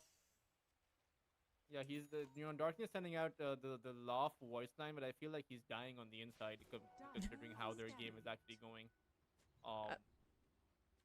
Yeah, I don't know if you have that, like, local mentality. Like, when you've reached that point of a tragedy, you cannot cry any longer. Like, your tears are your eyes are dry. You're just laughing at this point, you know, just to compensate for your misery. Yeah, when you're past the point of any any hope, you just laugh at the circumstances rather than be sad about it. I mean, they have mitigated some of the network disadvantage they had. 6 to 7,000 now down to the 5,000. It's still a massive lead to overcome. There's still this Necrophos that once you see, you have to try to run around rather than contest. He has a completely free lane. TA2000 is a completely free lane. He is going to overfarm the Alchemist, right? He has that impower. So while you still don't have a Radiance for Woe, TA2000 will be accelerating his farm, and the difference is only going to continue to increase. And Woe, once again under siege. I mean, that deep ward has been granting a lot of intel. Unfortunately, they're gonna lose the momentum with the early power shot reveal. So Woe, at the very least, he should be happy for completing the Sacred Relic. But we are looking at a skirmish around the mid lane. Darknia tossed. He's gonna get the Arcane Rune, but for what cause? The Arctic Curse is gonna be popped, but it's gonna be a pawn till the end. Once again, the Cold Embrace is keeping Darknia on the spot. They're gonna pop the Chain Frost. BP3PX rolling in, but he's not connecting on to anybody. He's running between himself and Immersion, who did pop the Wind Run with the Focus Fire. Nikki Cole once again with the toss back. 3 for the price of null. You got the rune, but at what cost? Yes. This is just awkward to watch. Like, this is just, like, I don't even know what to say. Like, they're just so far behind. I mean, TA2000, he's getting kills all by himself. With that, just committing in the RP, take someone down. Queasy is gonna lose the Shrine of Wisdom, but the only reason they're not losing the Shrine of Wisdom is because Power Rangers are probably think that the Shrine of Wisdom has already been taken. Otherwise, that would be a free shrine. And there's just nowhere for them to play. I mean, and also they're super busy, killing everybody they see. Darknia, he's gonna be scouted out. Again, he pops the Sonic Wave. They can only be satisfied with getting it till the end, and that's gonna be the case. He's gonna actually get a 2-for-1 deal, as both supports will fall. TA2000 now in danger, without any further assistance, without an RP, without mana. He cannot go far. Finally, some return kills for 2-move, and across all of these endeavors, Woe has been kept in the backlines, but it seems like Nikki and Alberca have found out where he is. Thankfully, the Scythe is not available for 10 more seconds, but the toss is there, the tree is there. He's taking away from the vessel damage and within the Heartstopper aura, and he's dead. At the same time, those are some serious signs of life, right? Your Queen of Pain ends up with a double kill at the back of that Arcane Rune. You also managed to find TA2000 for the first time in the game. So this Queen of Pain could definitely be that carry. Does need that Aghanim Scepter though. I think that could change quite a bit about this game. But Darknia, he might just get caught. She's in danger. Big danger. Just the supports, I mean, till the end. It doesn't justify why he got taken down so many times, but the second he finds a target with the Sinister Gaze, it's a matter of seconds before the shackle lands, and then there's Nikki. Oh, great, a treat. I'm gonna toss an avalanche and somebody's gonna die here. Nobody stands a chance. Everybody ultimately will grow to be immensely squishy towards what Power Rangers have to offer. And they're, again, looking for more. They already got Darknia, and they're looking for Woe once again. Nikki being super sly with the Invis Rune. Instant toss, instant avalanche. Alberca, he never knew what struck him down. They'll probably look for the tier 2 tower. They'll use the Mortimer just to be able to counter push this tower. I mean, they'll be successful in that regard, but It's just what are you exactly playing for by delaying the game, right? Your Alchemist is not a carry in this position. He has 7,000 net worth. He's 3,000 net worth behind that Necrophos. He is 2,000 net worth behind the Magnus. And it's only going to get worse.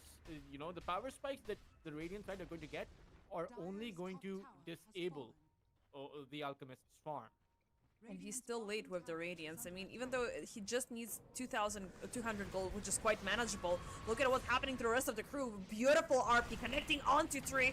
They're just dying one after the other. Mechta, Queasy, they shall suffer. BP3PX finds the Rolling Thunder to get the hell out of there, but this was absolutely ideal. While your carry is struggling to complete his first farming item, the enemy carry, he's landing 3 beautiful kills with just an Echo Saber, with just a Blink Dagger. I mean, it feels like small items, but they have such a big impact. Yeah, the series really devolves around just a competition between both of these two teams, between who can play the Magnus better. Right, so I wouldn't be surprised if 2 Move have the Magnus next game. Finally, we do have the Radiance come up for the Alchemist. I wonder if he'll go for the Scepter. Yeah, he has 2 Scepters pulled up. He's realized that he ain't doing anything this game. You know, it's either going to be the Queen of Pain or the Pangolier. But look at this.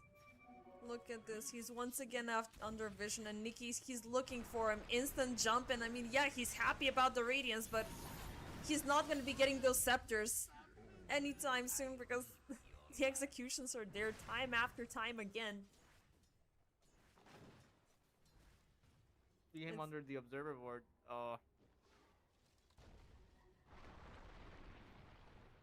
I mean, you kind of have to play for Darknia at this point. He is perhaps the only one who has a semblance of a game, and even he is 3 and 5.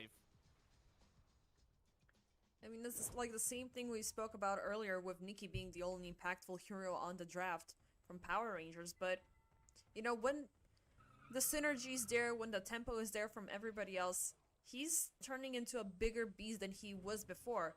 Smoke up, now they're lingering again in the dire jungle. They find Mechta, instant toss with the shackle. He is barely alive, but not for long. BB3PX will throw in the Rolling Thunder, and Mortimer's Kisses will finally find their designated target, but they're throwing all of these big spells. Nikki finally shall die, but they've used up absolutely everything. Instant turnaround with the Ice Spire and the and the Frost. BP3PX shall fall. Queasy, you don't need to linger there any longer, Grandma. You don't have the cookie, you don't have anything. Alberca might take you down before you reach high ground. Okay, turn around and just go back home. Meanwhile, no, Darknia. Oh boy, RP. It's just gonna keep her on spot, man. I still think that's a better strategy. You know, you lose 3 heroes, but your Alchemist can farm rather than your Alchemist dying and your other heroes farming.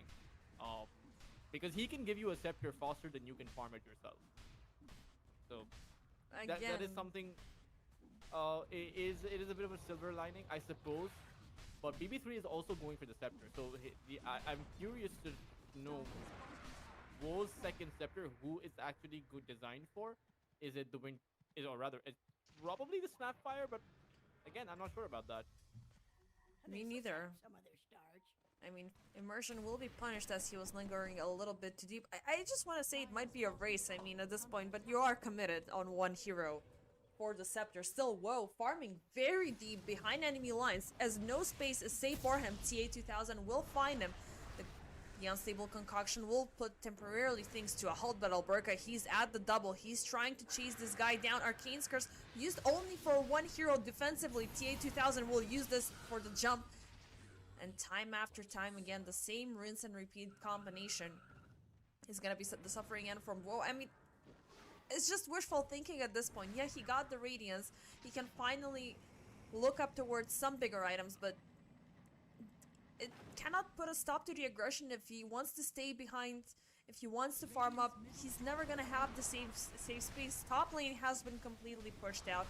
Bottom lane as well. Where can he farm right now? Behind enemy lines. And look at this vision. Like, there's a ward defensive. There's a word offensive around the ancients. You're not going anywhere. You cannot do anything. He gets a component every single time between his deaths, so he has 6 deaths right now, so by the time he has 9, he'll have that set. Or maybe 10. Till the end, Who knows? got a solo kill onto BP3PX. That's all I'm gonna say. Like, till the end, who got taken down 5 times in the first 10 minutes of the game, now is able to deliver solo kills. And I'm not even making that up, like, look at the recap. Yeah. It just proves to show, like, even when Nikki has some downtime, when TA has some downtime, now is the support's time to thrive. Immersion, he's always gonna be there for the setup, and, you know, he can create space, but space is not needed. This entire map is currently dominated from Power Rangers. That domination is unlikely to come to an end, especially when you'll have an Aegis to play against. So then who do you really go for? The Mortimers haven't really been coming out. Winter's Wyvern hasn't been enabled, or rather hasn't been able to enable his team as he was in the previous. There's doubts in my mind as to whether or not you can even enable your lineup, like simply because of how far behind you actually are. Queen of Pain almost has that BKB, so if you can get to that Aghanim Scepter BKB on Darknia Aghanims, you can dish out quite a lot of Speaking damage. the devil, Darknia. I mean, he's gonna be under siege again, and even Alberca, no, he's not gonna see him. So thankfully, the BKB might be online at one point. But again, it's not the question necessarily of how. The question is more of when, because time is more of the essence rather than, you know, getting this draft online. Because we have seen that under the right circumstances, they can get kills, they can occupy the terrain, they can set up a beautiful Arcane's Curse, but they still don't have the damage output. They're not still within a good shape to proactively punish the enemy draft. Nikki, swift and easy find there of Mechta. BB3PX will be provoked to fight here. Maybe he was looking for a lucky chance to toss Nikki upon the Observer Hill, but it's again a big ultimate wasted for absolutely nothing in return. And now there's a Shiva's Guard on Alberca. It is straight up impossible to take these Necrophos down unless he makes a big mistake in his positioning. TA2000 has that harpoon, so you can't be out of position yourself. No Rolling Thunder available. They're still going to go for a Smoke of Deceit. I wonder who's chasing who right now, because they quite clearly want to woe once more. I guess it feels a little bit more down the defensive line. Is they're trying to cut through the creep waves, they're trying to at least occupy some map space. But it's gonna be tough. Like, Alberca, he's always able to close the gap. He's had the shard for quite some time with the Death Seeker being present. Now topside, they find Woe after time and time again, and with, like, look at how easy it is for him to take him down. Yep, he's charging up the Unstable Concoction. Maybe he can get somebody stand up, but nope. The pulse goes through every single freaking time, and he's completely messed up. Nikki finds Queasy during his, well, blatant efforts to cut the creep wave to at least assert somewhat of a dominance. Meanwhile, Immersion in the mid lane, he finds BB3PX, who is a split second left on cooldown, but instant Ice Fire with the Chain Frost. This has been happening.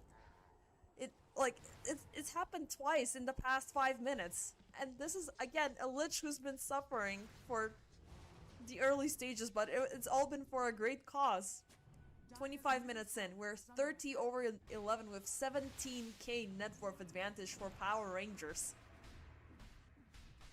Yeah, I don't really see a way back for the side of Q move, but perhaps they want to play with this BKB, still give this one a shot.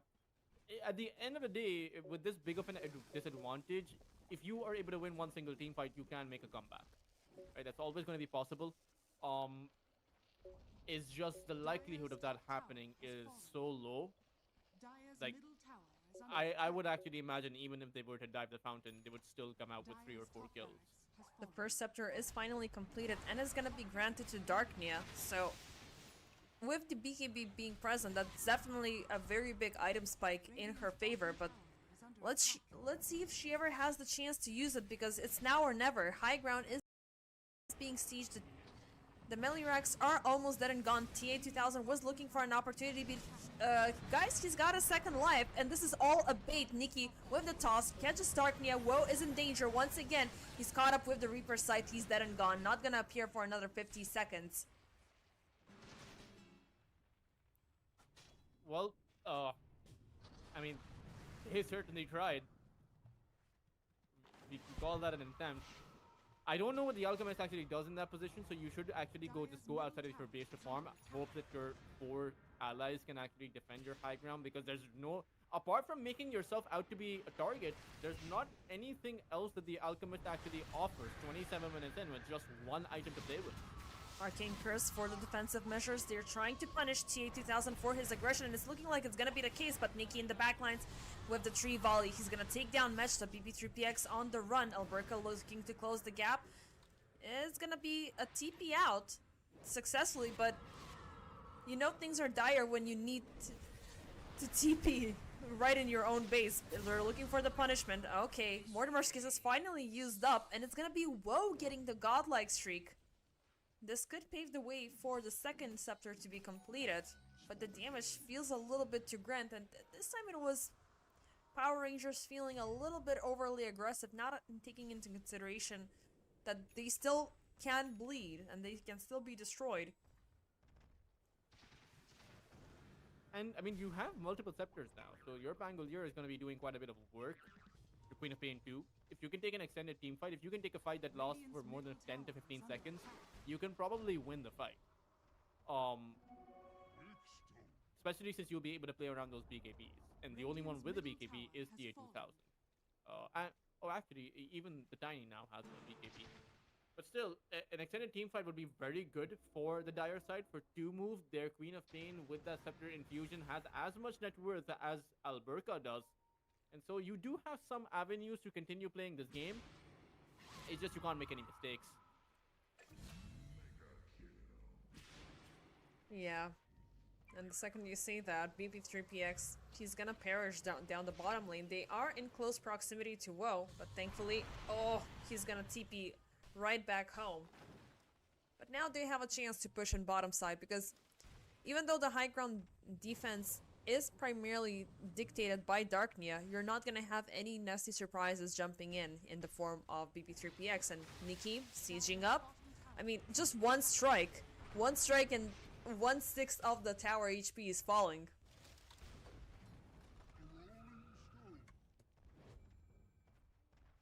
Roshan is going to spawn in the wild. I would actually imagine that to move play for Roshan, like just continue holding your high ground and then go for a Roche defense. Sure, it's hard into an RP, but it's also hard for the Radiant side, right? It's also hard to play against those Mortimers and that Winter's Curse. Especially and that Rolling Thunder, or actually I would actually say that you have a great lineup to contest Roshan with on 2 moves this side. So if you can find the right angles, you can find the team fight win.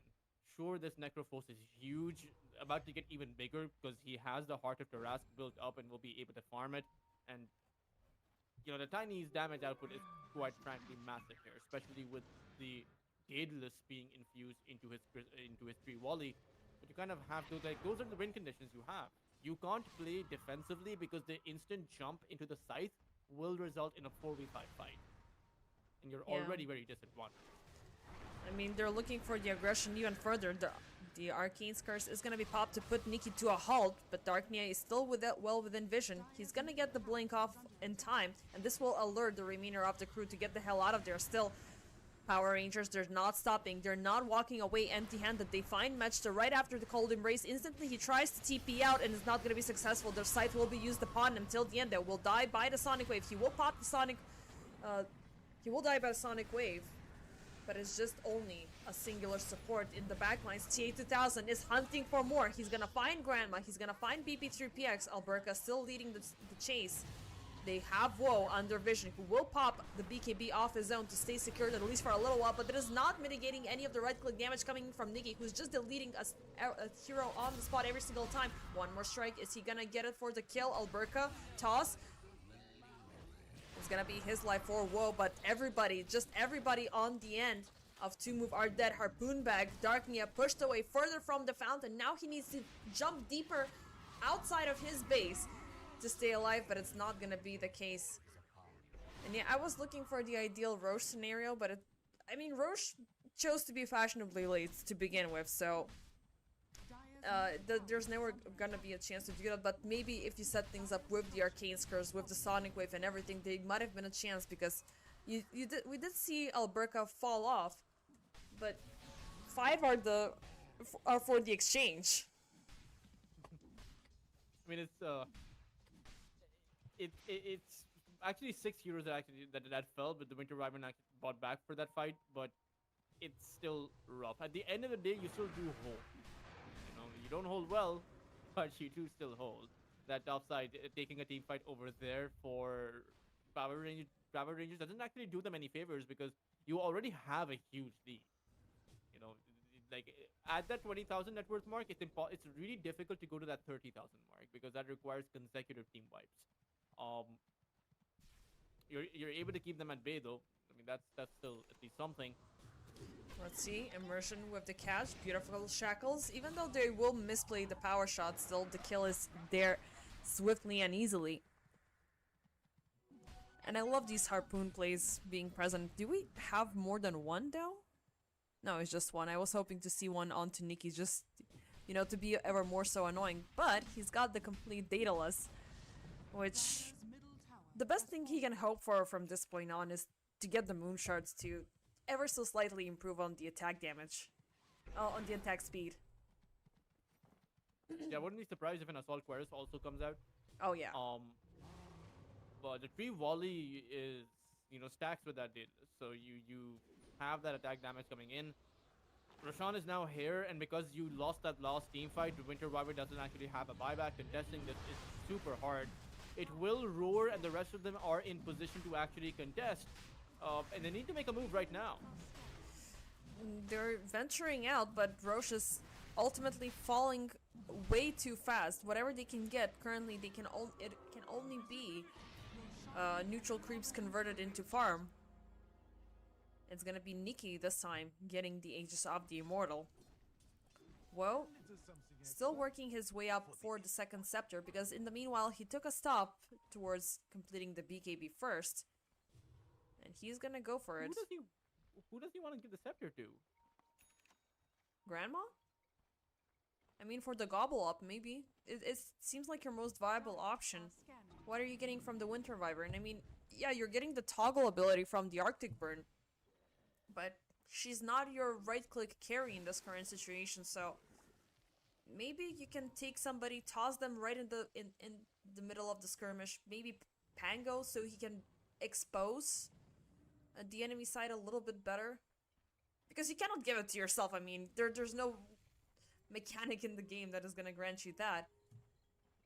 Nikki, oh, he's gonna find BP3PX, and I cannot look at this. Like, this guy with the Empower on top of him, he's naturally dealing damage as if he had the good old double damage rune. And now, I mean, TA2000 has a Satanic.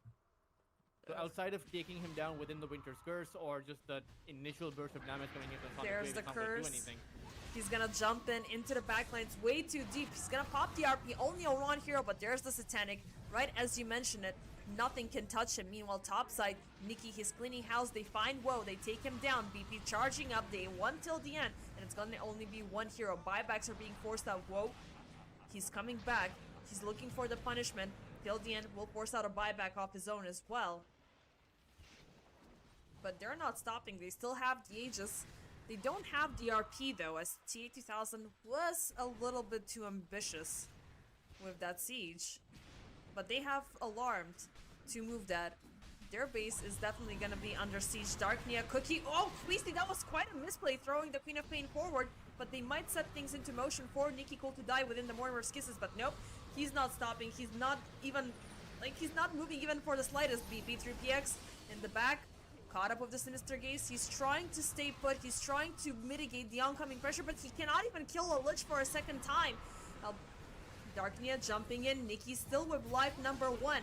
He's gonna fall eventually, but all of the buybacks are being forced up. Nothing is available any longer on the side of Tumu. Alberca under chase. Can he survive this? He's got the Heart of Taras. He's looking strong. The health region is absolutely amazing. He's gonna get an Ultra. Can we get a Rampage? Can we get a Rampage? Darknia locked into the Cold Embrace, and there's the Rampage, ladies and gentlemen.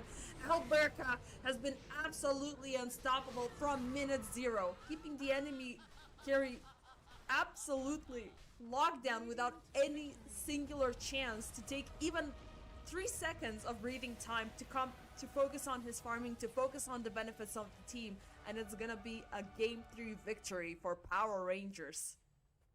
Yeah, this game was a masterclass in how to actually disable an alchemist as a carry, right? Alberca just phenomenal performance on the Necrophos. Actually, everyone on Power Rangers focused on just being able to disable the alchemist because they realized that that's how everyone else was going to get their scepters. And just focusing him down, the vision that they planted to be able to do that, and to mention TA2000 having an uncontested lane over on that bot side by being able to take out heroes, even using solo RPs for that. At the end of the day, Power Rangers got everything they wanted out of that game. Sure, that mid lane wasn't going too well, but even as the Queen of Pain rotated towards some of those side lanes, they didn't really get good trades in. And for Power Rangers, they're only now 1 game away from that best of 5 win. Yep, I mean, the only viable hero that did present some sort of a counter pressure was Darknia on the Queen of Pain, and I was looking at the last team fight. Out of the 33,000 damage that was dealt, 80% was from her. I mean, the sonic waves coming in, the shadow strikes, they did make Power Rangers bleed, but the fact that everybody else from the team was enabled to work with that, to, you know, keep up the pressure, it ultimately led to the second victory for Power Rangers. So for us, ladies and gentlemen, it's gonna be yet another pause, and we will see you back for game number 4.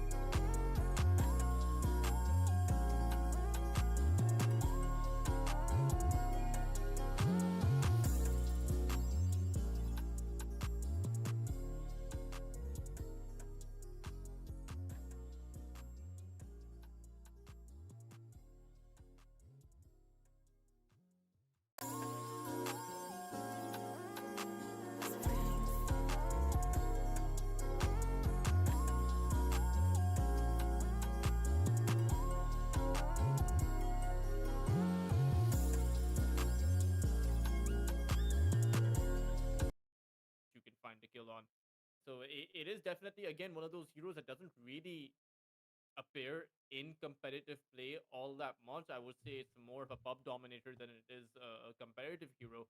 But we'll see what tricks Vo has up his sleeve. It's still pretty good with the fatal bonds on the warlock. I will say that. And you have that pick off potential with the lion and the underlord who can join you. So the specter has that global teleportation potential on anyone that the underlord can come in. Lion can rotate around the map. So two moves certainly have a lot of options. Uh, but Spectre is also very weak in the lane, especially against a Tidehunter. Like you can't do anything against a Tidehunter. So is this going to be another one of those games where Power Rangers just dominate WoW? I mean, it may or may not be the case. Maybe he can hope for an early catch upon immersion, but immersion is highly evasive. Like he, regardless of which spell he kicks off, either the wind run or the shackle or the power shot, she's not gonna be able to close the gap without at the same time provoking the Tidehunter to pay attention to her and pretty much drop down any of her upcoming sieges. But I do want to discuss, is she, like, a lot of people are saying that she's been a lot better since her upgrade in 741. But realistically, aside from the pups, how has that been the case in games? Have we ever seen a Spectre in a pro game? I haven't. I mean, I don't think Spectre was picked at all in essence. Outside of that, wasn't really picked all that much in the previous Tier 1 tournament.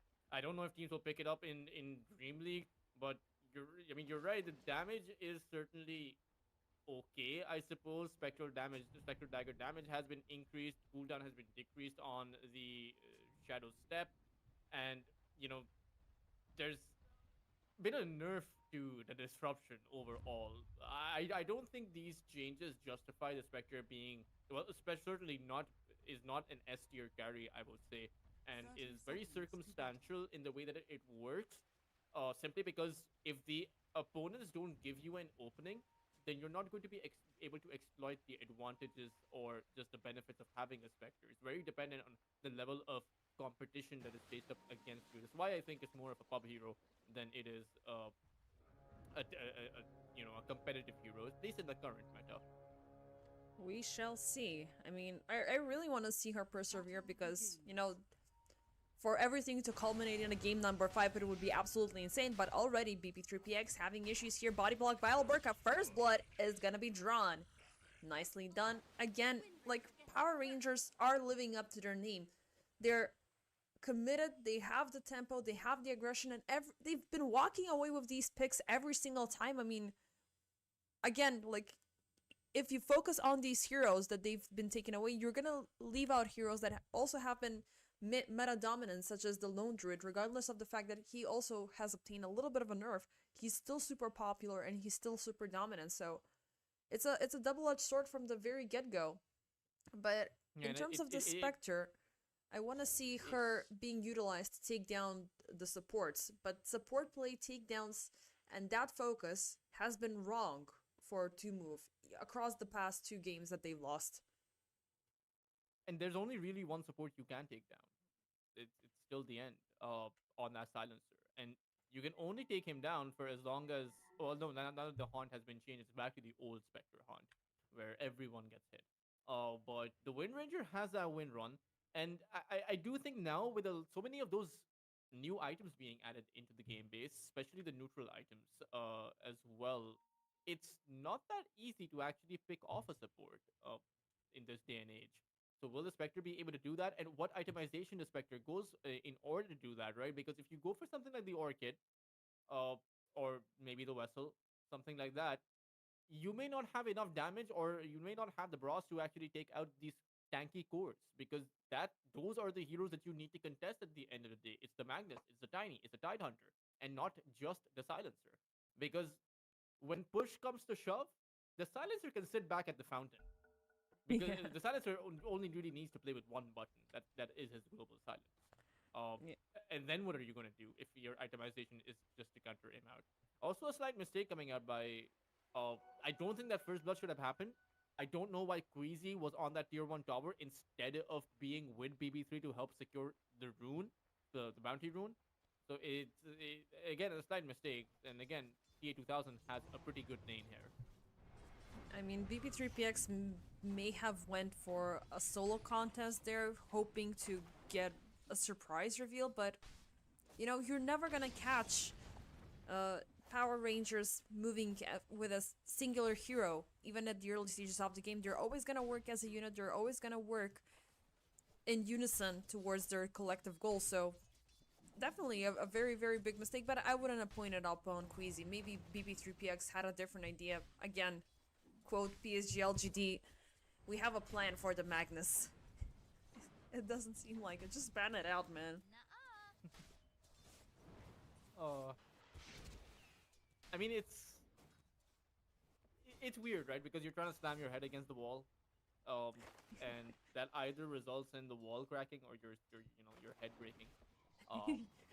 Your skull bashing, pun intended. You know, and I mean it.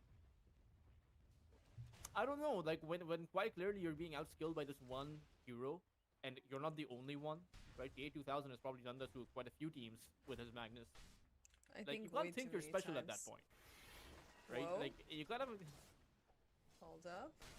They're looking for Alblurka, but are they gonna get the last hit from Immersion? Yes, indeed.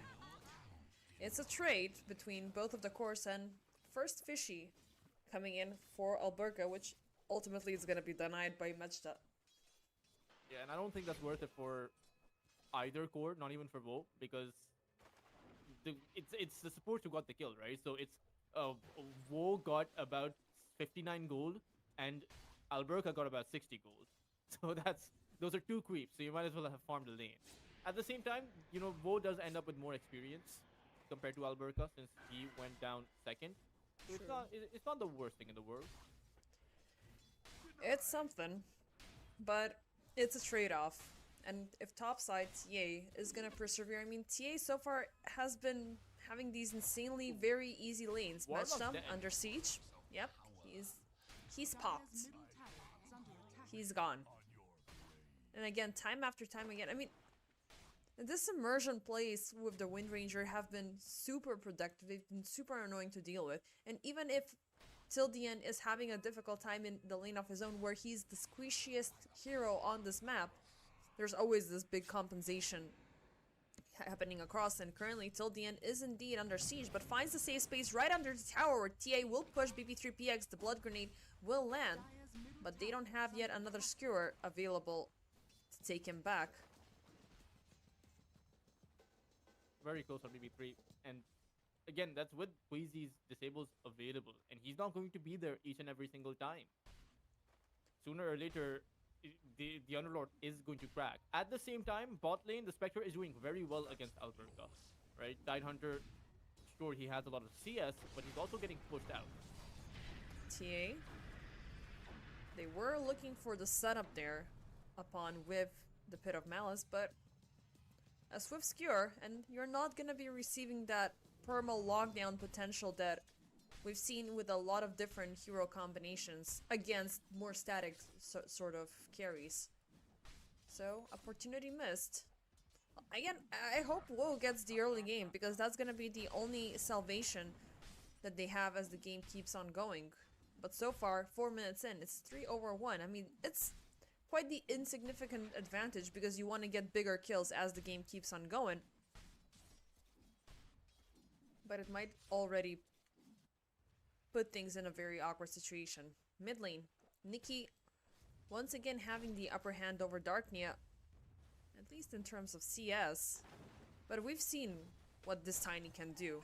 Second he gets the Blink Dagger. Topside, BP, as expected, till the end will fall, but it's going to be traded off with Queasy. TA2000 though, looking a little bit low, but ultimately, he's just back. Gonna continue up with his farming. Nothing severely has been lost. And in contrast to the 2 kills that happened on that bot side, this time around, both cores on that top lane do end up with the kill. BB3 has to be careful, there's no lion here.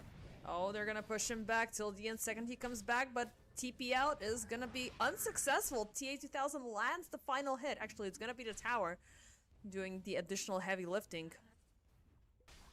And again, I'm very surprised, based that in a grand final match, there's this lack of communication if Queasy was teleporting towards that mid lane, then the Underlord should have gone back, right? Those are unacceptable moves in a laning phase. You know that the silencer is going to be coming in, or at least has the possibility of coming in, and you also know that your Lion isn't coming in, and you're half HP, or rather 40% HP. So what are you doing there, especially against a skewer, right? Sure, TA2000 is a phenomenal Magnus player, but don't hand him those plays. For Radiant's sure. middle tower is under I mean, they attack. could have been. They could be fed up. You know, maybe there's the general positive mental attitude just actively dropping immersion, going in deep behind enemy lines. He will find Queasy, Mechta teleporting at the outpost, but Nikki is right in the back lane. Swift toss avalanche for the takedown. Darknia going in for the epi charge up, but with BPM getting a lock onto Nikki, they shall TP out. Oof. Wow.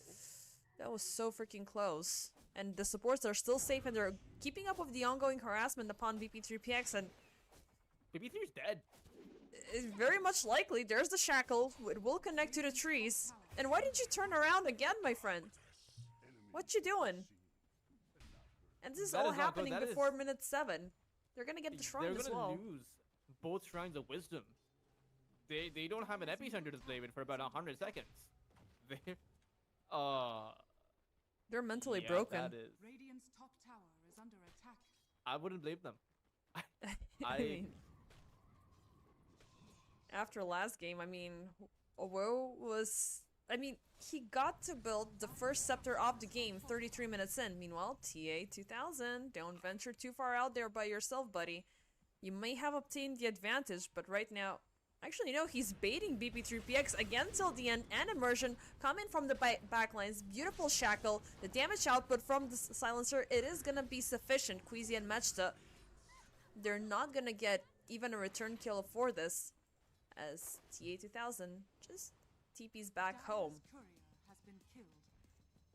And already this translates into 6 stacks for Suffer in Silence until the end. Like, he's been... Radiant are scanning. He's getting extra intelligence, he's getting stronger, and I didn't expect that Silencer is gonna have this good of an early game. And by the way, if BB3 dies again, or dies 2 more times, he won't have enough mana to actually use a 3rd spell. So then he might actually have to go for the arcane boost or something like that. I'm very surprised he also does not have the boost of speed in the first place. He went for the drums of endurance. Against the Magnus with a skewer, I would want a movement speed, but he's not playing for that. And now they've had to go for a tri-lane because of how things are working out for BB3. 1 and 4 on that score line. This is without TA2000 actually having a Mask of Madness. Quite frankly, Power Rangers are simply playing too fast for 2 moves to actually counter out. At the very least, with this temporary tri-lane, we'll have all of the solo farm and the solo experience for him. He completed the urn. He's gonna go in for the blade mill afterwards. Meanwhile, Nikki at the mid lane alongside with immersion time after time again. This Wind Ranger is the enabler for the takedowns, instantly rotating up top, looking for more, but there's the first haunt usage. It's gonna be brought upon till the end. But whoa, can he punish TA here? There's the urn. He's looking low. Immersion in the backline. Shackle is not gonna connect onto anything. TA2000 still in danger. But it's like seeming like immersion might be in the tough spot as well. Windrun away, RP for the defense, blood grenade, Shadow Ward is ticking away, and Mechta's gonna get the kill. A full-blown team commitment, and for a very good cause. They got 3.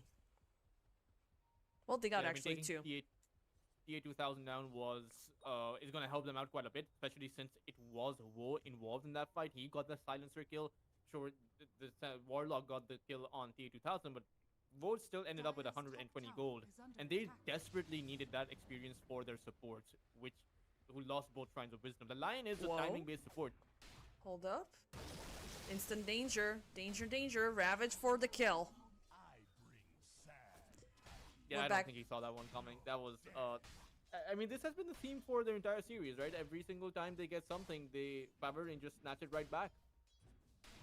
Yep, I mean, they may have punished TA2000 for the first time, but I mean, every single time Wo is suffering, especially on the types of heroes that he's getting, the downtime, the lack of farm, it's just it's making him suffer a lot more.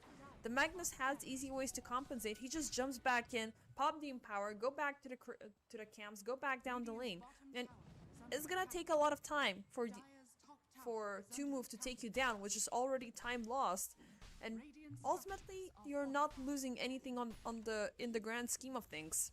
Oh, maybe the tower here, but they're looking to counteract it, even with the Ravage being used up earlier by Alberca. It's obvious 2-move are scared, and they're being very, very careful about this. Alberca, I don't think Queasy? Queasy wants to mana drain there. Like, I get the No. compulsion to mana drain, I really do. Like, it's one of the most fun abilities in the game, but it's he needs his level 6, so I would imagine that Darkness should shuffle back to the jungle, allow the Lion to play the mid lane, get his level 6, and play with the Finger of Death, because that is probably the easiest way to take out Golem? T2000. It's a very big commitment for a very big kill. And I just want to take this split second, unless we get a kill, to apologize for the game quality. Indeed, I am streaming from a laptop and I'm doing my best for it not to burn down. Immersion, going in for the focus fire. He still has the Shadow Ward on top of him, but still Mechta will fall. Hunt, pop down. They're looking for the kill. Nicely done. Immersion and the spree will be taken away, but now Woe in a tough spot. He's still yearning for more. The gate on the other side till the end. He doesn't have enough mana for a global silence, and he will be falling. TA2000 coming in from the backlines. Very nice RP. They will get a lock. Pit of Malice trying to prolong the inevitable.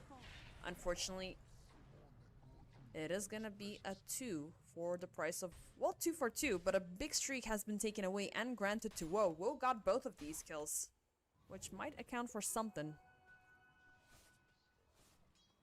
Spectre is doing fantastic. Don't get me wrong, he has that urn, is going to be going for that Blade Mill, and then that Radiance later on. Actually went for the Hand of Midas, so I don't really know how I feel about that one.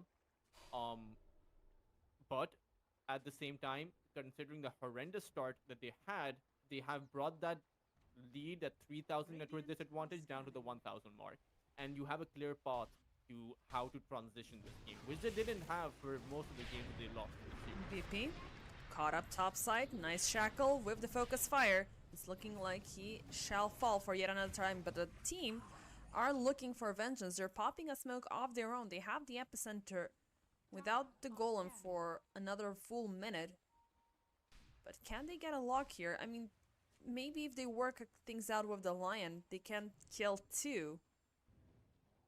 But the vision is favoring currently Power Rangers. Nikki with the toss back. They have Darknia shackled up.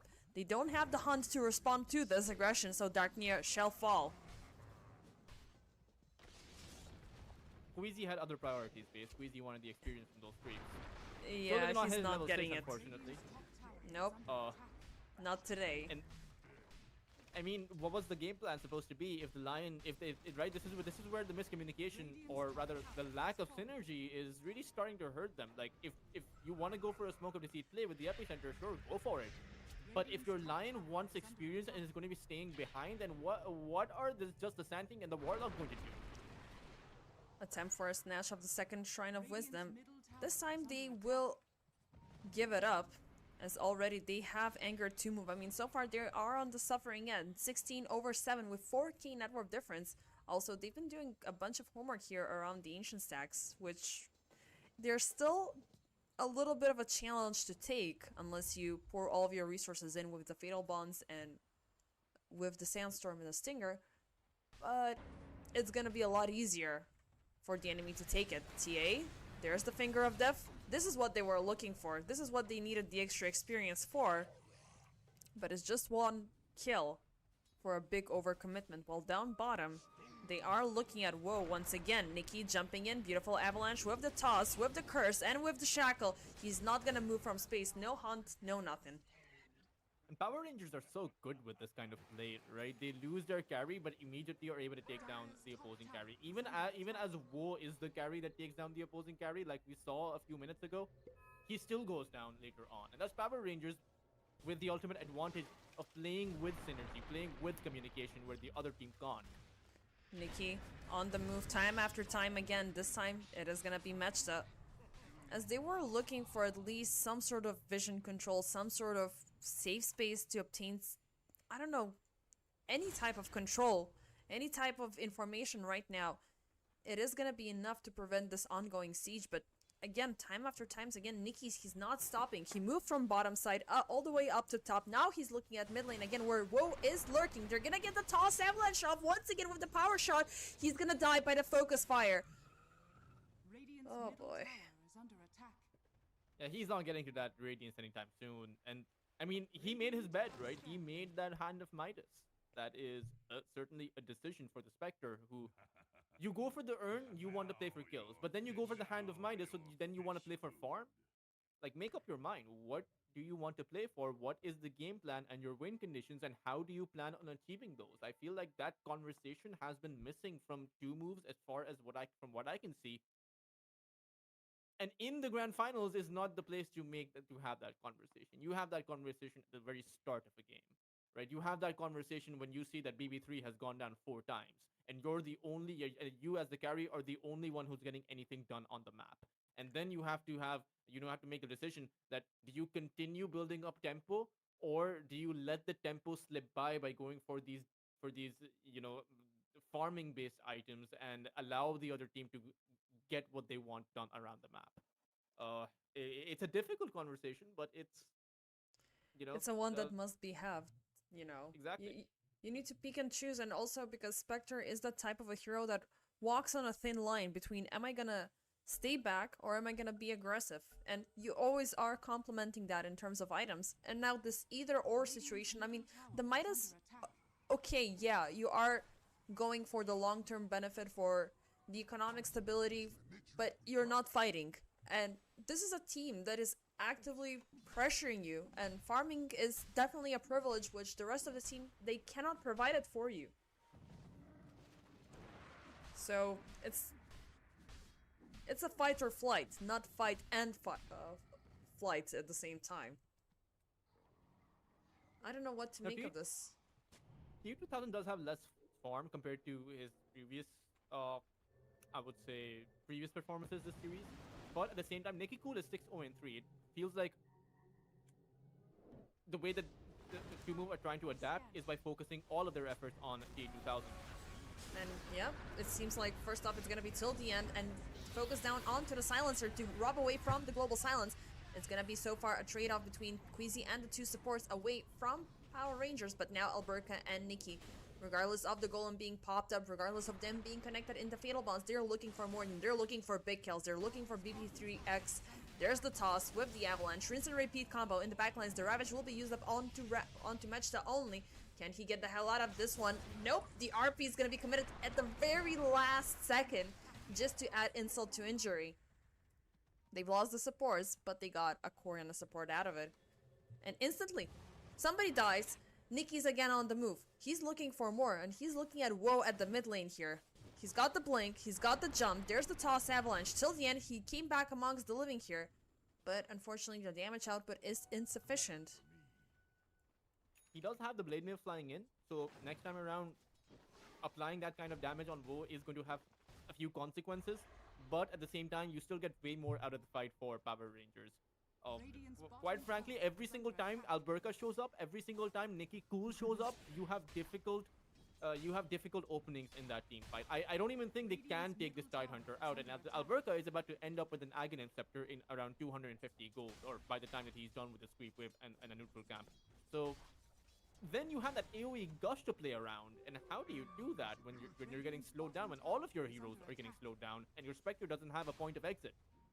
You're just hoping that you're not gonna be in light of sight for that to happen. I mean, it's hope, but you don't have any escape maneuvers, you don't have any ways to move out of that one, aside from, you know, you're being forced to commit every single time.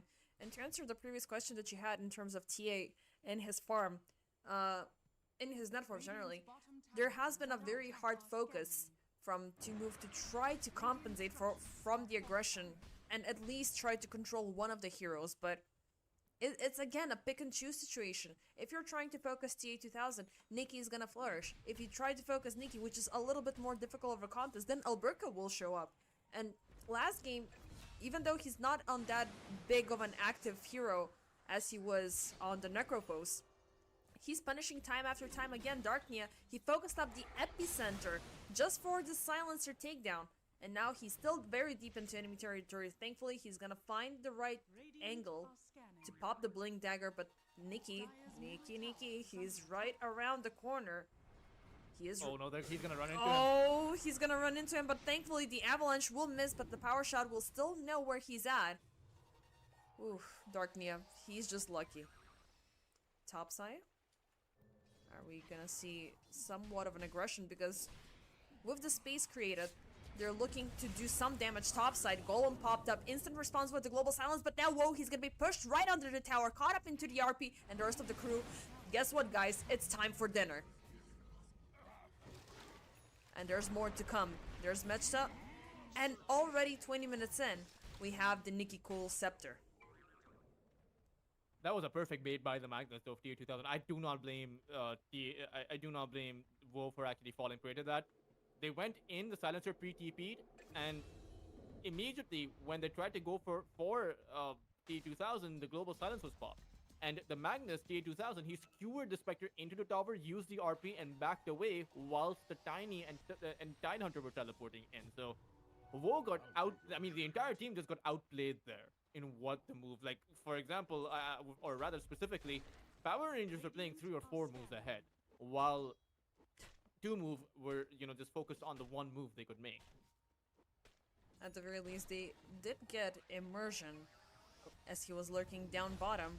But, you know, you're giving away 1 hero, and then instantly the team moves in. This time, thankfully, Darknia, he did back away. So they are compensating just for a little bit of something, but not even a split second goes by that Power Rangers are not gaining any benefits. I mean, they have double the kills compared to 2 move. They have 7k currently net worth of advantage. And slowly, the map is becoming smaller and smaller. The tier 1s have been taken away. And even look at this deep vision, like, they know where they're at all times. They just need to wait out for their ultimates to get offline, or they just need to wait for some hero to linger all by himself. Oh. Darknia? That's an epicenter. Yep, there was an epicenter. Meanwhile, in the mid lane, BP3PX is gonna be thrown back, and he's gonna die by the trees. Immersion leading the siege forward. They find Mechta. Focus fire just for the Warlock. I'm not sure what was with the epicenter. Was it a mistake? Like, usually a lot of players are, you know, playing with between R and stop, but No, he stopped it multiple times, but he channeled it. And they had an observer ward on that area, by the way. It was dewarded later on, but the only real explanation, or the only possible explanation, is that maybe Darknia thought that there was someone smoked up there, or the other side were smoked up there. We're just trying to find a valid... Yeah, he's just given up, which is also a very high possibility. I mean, he's still trying to make ends meet in this game. I mean, kudos to Darknia. Last game, he was the most impactful player, and with the most impactful hero the 2 move had to offer. But it feels all in vain. It's like, you know, your carry who's been working his back off to make the game happen, and then the rest of the teammates are like, oh yeah, we need to play the game as well. Well, okay, there's gonna be a next one, and he's already in pain, he's already suffering, and he cannot carry anymore. While his carry is still below the 10k mark. And he's changing his mind time after times again. Like, every single time I'm looking at, whoa, the Radiance is now taken away. Or did he finally purchase it? No, it's not his career. Now he's going in for something else. What's your... Going for the Echo Saber. I mean, the problem is, whatever he itemizes for, the next item for the Spectre is only going to be good enough to take out the Silencer. That's it. He can't take out the Tide, he can't take out the A2000 or even the Tiny. Simply because they're too tanky for him. Radiance or Echo Saber or whatever item you want to go for. Like you pointed it out, right? He just hits that 10,000 mark at the 24 minutes, and it's simply not good enough. He's simply way too far behind. But I'm also, like, troubled by seeing all of these small bits of items being created. It's not one big item, it's not one big focus onto something. Like, if you were going down the farming side, just keep on proceeding, make the radiance complete. It's a bigger item than what you currently have. Now he changed his mind again onto Amanta. Meanwhile, Darknia, he's dying in the radiance jungle time after time again. I don't know what's your idea here. Like, stick to one thing and stick to something top lane. big, which is gonna change stuff. Top lane, TA2000, a little bit in danger, but there's the Global Silence with a beautiful Ravage locking onto 2. Mechta, he will be able to pop the Golem, but it's just yet another target for Nikki to bar him off of. Alberca looking significantly low. The TA is gonna lose life number 1. Can they take him down for a second time? Epi, RP with the 2 targets locked in. Whoa, he's out of harm's way, but his course, his friends are dying, even though they will be able to equate the score. How well they can keep things on, because they used up every single ultimate that they have. They used up the Hunt, they used up the Epi. At the same time, I mean, not that bad of a fight, considering the fact that Dartnia actually died to the neutral tree, or rather the ancient gap, instead of the skewer play that TA2000 went for. Now, he did have to buy back, so he did lose gold there, of course. Ooh. But Vo ends up with a lot of gold. You know, he's actually switched his mind to the third item, which is the Manta style, probably needed against that Global Silence. And they also took out the Aegis. I would actually imagine that that's the first fair and even outcome of a fight we've seen all game long. Radiant's top tower is under attack. But Power Rangers are still here. They're pushing forward, they're going in for towers. Like, they've been given the green light. Okay, like, this is as much as we can give you. We're gonna be back in about 2 minutes from now until we get everything back online. And during this safe open window, Nikki, he can't keep up the pressure. They've cleared out top side. They're going in for mid lane. Well, mid lane has been cleared up for quite a while. And Alberca, he's gonna find a solo kill onto BP3PX. No, my bad. He also had TA there. No, actually, he did take him down all by himself, amazingly. A 12,000 lead right now, and I mean, BB3, if he can get to the Aghanim Scepter, you know, that makes up for the kind of game he's had, simply because the Underlord, the value that you bring is not based on your farm, is just based on the upgrade to your Nikki. scepter with the additional bits. They find Alberca, even pop the Global Silence for this one. He is gonna be burrowing, striking away, but the Shackle will keep him connected down the bridge. He attempts to go, blink away, back to safety. It's gonna be space created, but Nikki, he's gonna close the gap time after time again. 11-0-7. 11-0-7. 0 takedowns so far on this absolute insane hero. And down below the base, Tia and Alberca are lurking. They are waiting for somebody to appear as they have the Ravage. They will instantly use it onto 2. It's gonna be the poor unfortunate Lion alongside with Whoa. He's still in harm's way. He's gonna pop the Hunt at the very least. Hope to take down till the end. But till the end, he's already done his heavy lifting. He used up the Global Silence earlier, and now he can chill for 40 seconds. Meanwhile, Alberca going in for the deep dive further into the enemy base. Mechta, is he gonna get under the fountain? Nope. That's not gonna be the case. Save siege now for the tier 3. Alberca could have used the Ravage to save till the end, but they chose to let their silencer die, I would imagine because they want to push this tier 3. And the problem is, even when you do respawn, you still have to play into the Ravage. You still have TA2000's BKB at the ready. So how do you defend this barracks from going down? I simply do not think it is possible any longer. Darknia, he's looking for an opportunity once again. Spamming between buttons for the right time to Epi. But even if they catch somebody, they can only focus onto one hero. And they're lacking damage, they're lacking cores, they're lacking any sort of, you know, active presence. I mean, I think they just got lucky with that earlier commitment as a team.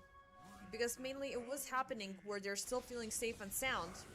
But there's the Global Silence popped once again. This time, it's not gonna be for a takedown. Nikki, though, he's throwing everything. He could take down Queasy from across the gate. Unfortunately, that's not gonna be the case. TA, He is within the upheaval and the pit of malice, which is somewhat hurtful. But obviously, they're not willing to fight them even after the global silence expired. Radiant's top tower is under attack. You do have the Mantis style up now. Woe is when if he gets to that Eye of Skadi, you do have certain options. I don't know if they're going to be good enough. There's a 17,000 lead staring at you. They, quite frankly, haven't even been able to force out a Ravage.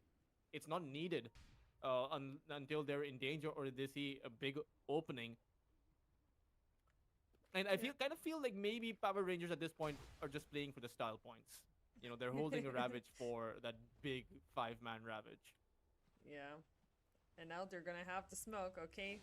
Now it's time for the style points, as you said it. Nikki jumping in, they see Woe, and there's the jump. They're trying to provoke everything they can upon the Tiny, but he's not dying. There's the epi being used up. The RP is gonna keep him in spot. The golem and everything had been expended for his takedown. The Hun is gonna go through, but Woe, he's out into the fray, now having a very tough spot, and there's the Ravage connecting onto 2. Woe will be successful in taking down till the end, but the rest of the crew, they're having issues with keeping alive and well, but so far it's just gonna be a 1-for-1. To be fair, at this point, even the Silencer gives as much gold nearly as the Sand King does, right? So taking the Silencer down in a 1-for-1, that isn't that bad for the side of the Radiant for 2 move, and your Spectre survived the Magnus right-clicking him down. Sure, he didn't get hit by that Ravage, he managed to actually juke it out at that very last moment. But now, Power Rangers are willing to strike back, even though TA2000, he's gonna face the Wrath of the Finger of Death, and it's gonna be enough for his demise, but Alberca in the backlines, now he's the one doing the heavy hitting. The 3 volley, Woe, is gonna fall down. They've taken 1, but they have lost all, with Darknia falling off earlier. Yeah, that's, again, back to square one. Or, I mean, they might just be sent back to square 0 at this point. 50 seconds without your Spectre.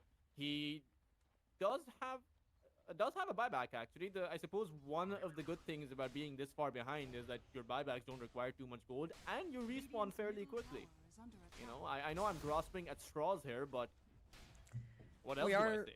I mean, we are looking for, you know, the slither of an opportunity for 2 move, you know, to do something. I mean, they have worked so hard. They have taken a lot of wins. They came from the upper bracket, and they're being completely decimated from Power Rangers and their ongoing rinse and repeat stress. Like, again, even if they tried to focus down the Tiny, the Magnus combination, and Windrunner that has been appearing every single time, then you would have left out all of the meta picks that are still favorable, and that also would have been scary. So you can never get Power Rangers into an awkward situation just because they're so freaking proactive and they're so freaking annoying to deal with. Global Silence used up with the attempt to save Immersion, but given that Darknia and Queasy are way too out into the open, it's gonna be yet another attempt for Nikki Cole to take down somebody. Oof, Mechta very happy about that TP. But Darknia, Nikki jumping in, they even wanted to force out the RP for this one, but he's never gonna make it across the gate. Utilizing this opening here down bottom, they are going for the first siege of both of the racks. Now Nikki, everything is once again thrown upon the Tiny. He's trying to bait out everybody into the open. Woe keeps up with the following. The Fatal Bonds are keeping them connected till the end. Might be the first one to fall here, but the RP alongside with the Ravage, it's gonna be enough for Woe to die. Buybacks are being forced out one by one. Darknia in the backlines, epicenter mission success. It's gonna be Nikki dying for the first time in this game, but you're committing already way too much. CA on the run. Alberca still staying. He wants somebody to die. He's gonna dance around in the upheaval right in the middle of the Fatal Bonds, but he's just gonna die here, even though it's gonna be a successful trade for the life of Mechta. Was this worth it? They do still manage to hold that melee barracks, you know, I'm just saying. 2 move, they're still in this for as long as they have their barracks up. Now, even though quite clearly Power Rangers are just having their fun with it, I mean, a Tiny, he's diving that fountain, or right outside that fountain, even without any barracks of an advantage, right? So I do think that they'll settle themselves in. We saw just how easily they were able to team wipe do move when they actually seriously do commit. But at the same time, the longer you play the game like this for Power Rangers, the more farmed up the Spectre will be, the more farmed up Darknia will be. He's already at that Aghanim Scepter. He now has that Black King bar created. You have BB3 with his own BKB and will be able to get to that Shiva's Guard in about 200 gold. And then you might actually be in trouble once that Shiva's kicks in. Once Darknia is able to come out with that Aghanim, with that, full duration epicenter with the BKB. And once the Spectre has that Eye of Scotty. So this isn't a free game. I would say if two move are able to hold off for 6 more minutes for until that 40-minute mark, this could very well be a comeback. But first off, we do have the contest for Roche, which already Power Rangers are looking for it. Darknia still lingering deep and in behind enemy lines. He is looking again for a blind epi jump, but thankfully Nikki, he's gonna walk under vision. And Darknia will lose whatever dream he had over there. Roche walking in down towards the Radiant side. And now I think this is where everything can end. Because on one end you do have the vision coming in from Power Rangers. They have a log. Nice, beautiful jump coming in from TA2000 with the Global Silence. Matched up, BB3PX will fall. Matched up, forcing out a buyback, but no buyback for the Underlord. Darknia dancing around with the Epi. Alberca is gonna jump in with the Ravage. It's not gonna be enough for the takedown as TA has withdrawn ever so slightly. He wants to go for a bigger target. He wants something even more juicier. Mechta caught up for a second time. He's gonna pop the golem for defensive measures. In the backline, still the end in a tough spot. Do they want to commit their own buybacks for this one? They've already suffered 2 for 2. Actually, 2 for 3. Alberca, Gush, still being chased by the golem. TA turning around. He wants Squeezy dead. Nicely done. Now Darknia playing around with Nikiko, but Darknia ultimately looking super low. Can Alberca close the gap? The Gush is gonna miss. Now Silencer will force out a buyback off his own alongside with Queasy. It's only Alberca and TA2000, but there's Woe still out into the open. No haunt, no nothing available. Darknia is trying to save it with the Burrow Strike, but Woe unfortunately has fallen, and Alberca barely alive, but alive enough to keep up with the siege. Darknia trying to stay safe around the safety of his Sandstorm, but nope. Immersion jumping in with a beautiful dust, shackling him back, forcing him back with the Gale. And he's gonna be gone for about 2 minutes. I mean, that was, again, the best fight they got, but at the end of the day, they weren't able to take out the big tanky cores. Sure, they took out the tiny, but the Silencer buying back, the Wind Ranger buying back, that is something they did not foresee coming, and quite frankly lost the fight as a result of that, despite of Darknia playing that fight really well, being able to recommit to those fights. But now with him being down for about 2 minutes, that should be a free Roshan. That is probably going to be the way that they now enter the high ground.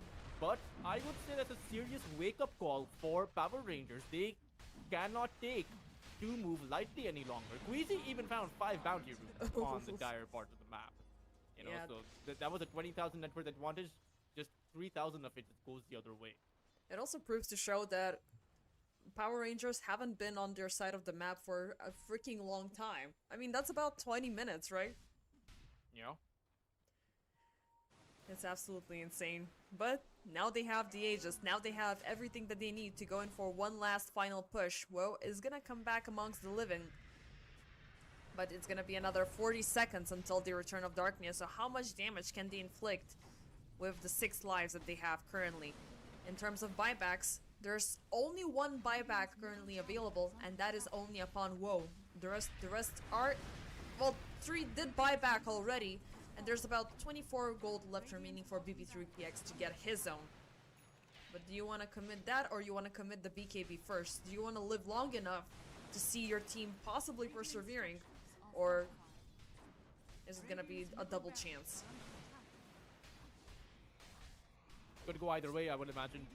Woe is level 23. If you could get to that level 25 talent, could possibly see it through. The level 20 talent for BB3 is also just barely not there, and even the level 25 talent for the Sand King. So if you can take 1 more good fight, get your talents up, you can continue this game for a lot longer. Maybe, maybe not. Already, one of the racks have been pushed in mid lane, and they're doing everything to move. They're doing whatever they can to protect this. And now it's time for a smoke up. But still, are they going for a second Shivas upon Darknia, or they're only gonna have the one on BP3PX? Because I'm looking at the Chasm Stone being present. But aside from that, what else do you build which gets the AoE impact? I mean, he could just have it as a standalone item itself, right? And just swap it out Sure. for something else. Radiant are scanning. Because 2 Shivas is something that teams do make it from time to time, but I would imagine this game you don't have that luxury. You're really far behind. So you want to go for something else. Maybe even just pack in a Daedalus, you know. I mean, we already saw double Radiance, obviously failing, so... You know, some items you do want to double down on, like harpoons and whatnot and BKBs, but others you're just like, nah, man. You don't... I mean, it's good for the self-benefit, but it's not good for the long-term and the team fight commitment. TA2000 is gonna jump and... Oh, but this time, BP3PX, he's gonna walk away. Thankfully, it was only a BKB being provoked here, but BP3PX, he's gonna take the stance. He wants to fight. He's gonna get hexed up, shackled up, pushed back into with the Guild Force. They're not overly committing for this. They just want somebody else to appear to make their big ultimates count in the backlines. Darknia jumping in with a beautiful epi. It's only gonna be till the end falling, but Darknia, he's gonna perish right after. It's looking bad, even though they're still locked in. The damage is coming through, but it's only gonna be for the Aegis to fall across the gate. Woe goes back to the fountain where he came from. TA2000 fresh up with the second life. They're looking for more kills. The final buybacks are being committed.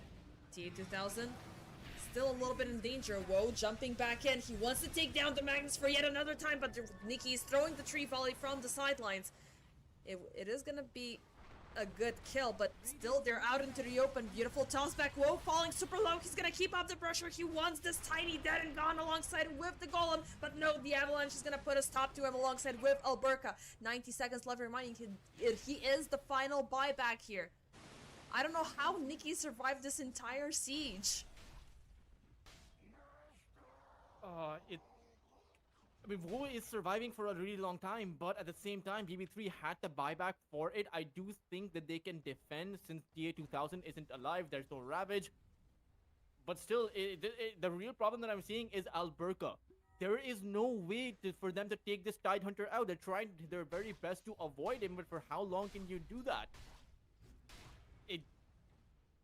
It kind of feels like they're trying to avoid the big elephant in the room, but it's really not possible. I mean, he's going to run you down sooner or later, and that's the problem with these extended team fights. He's at it once again, with catching BP3PX dead in the water.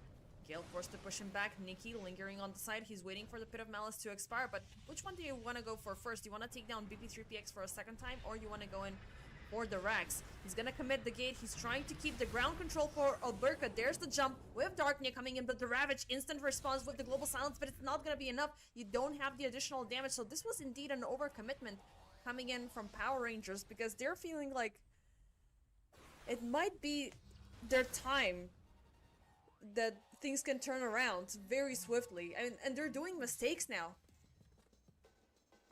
I mean, it is past that 40-minute mark. These team fights are certainly not that easy. Darknia has that level 25 damage, so has the additional stinger damage coming out. So his epicenters, they do a whole lot more. That Underlord has that additional Firestorm burn damage, which is great against these tanky melee cores. Spectre is still about to hit that level 25, but at the same time, the TA2000 is playing a hero that isn't traditionally a hard carry, while the Spectre is. So his output is certainly going to decrease. At the same time, we don't really have the double Ravages here, which will always be a factor going, you know, the later on you'll go, the Tidehunter can actually craft that one up if he wants to. So can the Magnus, you know, so TA2000, Alberca, they have those options. Nikki Cool could go for one too. So those are the big power specs you can play with to close this game out. But I would actually say this 22,000 net worth advantage doesn't actually mean that they're super far ahead. This lead is more in terms of just probably being 10,000 ahead, but it's just one team fight from being. Let's see. BP3PX is going to be initiated upon with the golem, now amplified with the scepter. They're trying to keep him alive, but TA2000 seems to be suffering. He's going to pop the satanic. He's going to try to do everything he can, but no, it doesn't seem like he's going to be taken. Well, they're going to take down BP, but Woe will be the death of him. Nikki's still under chase. They haven't popped the epicenter just yet for this one, but TA2000, he's got to buy back if things go bad. There's the global silence. They want to take down the line, but it's going to be a mission unsuccess as Darknia jumps in. There's the epi initiation. He will avoid the silence with the BKB, but nobody has fallen in his big ultimate immersion. Beautiful shackle. They're pushing him back. Alberca with dead in the water. It seems like Darknia will pay the full price. He's got the buyback if much needed. There's Nikki forcing out his, and well, they're just gonna force out a double takedown. Alberca picking a bone now with Woe. Lion Oh, still doesn't boy. have a buyback. Neither does BB3, so it's going to be a 3v5 defense. TA2000 doesn't have a buyback, so if you're able to force him out of the fight, that's probably the right way to go about it, considering there's no Ravage up, there's no Global Silence up, there's a small window, but it does exist. It is there, yeah. But what can you do currently with 2 on the defense lines? You don't have the epi, you don't have the golems as well, and they opted in also for the upgraded scepter upon the warlock. And the warlock is gonna be in danger, skewered back, caught up, and destroyed. Even though Darknia was trying to do his best about this, but he's just gonna reveal himself. It's gonna be yet another takedown. I think it's GG from this point on. There's not much this poor Woe can do all by himself. It's just fortification and 10 more seconds until 2 more members return from your team. But even so, they do have the gate and they do have the finger of death to offer. But Nikki, TA, Alberca, they're already looking very strong from this point of view. All up on 100% HP. And with Mega secured, now it's time for the tier 2 force to fall. Nikki caught up. Tiny a little bit endangered, but there's the global silence popped up once again. TA looking for a fight. The RP is gonna get a lock onto 2 with the Ravage follow-up. Nicely done there. Whoa, last person, last sole survivor here to fight for 2 move. He's gonna be pulled back, dead in the water. He is struggling here, but there's no way for him to survive, and there's the GG being called up. It's gonna be Power Rangers, ladies and gentlemen, being your season 37 champions here at the European Pro League. Absolute dominance, absolute presence, and how can you get away with these 3? Why does it have to be the 3 of you every single time? Yeah, and I mean, I can't decide who the MVP is for the entire series, right? Is it going to be TA2000? Is it going to be Alberca? Because not only the Tidehunter performance was great, but also the fact that he destroyed that top side, that off lane on the Necrophos.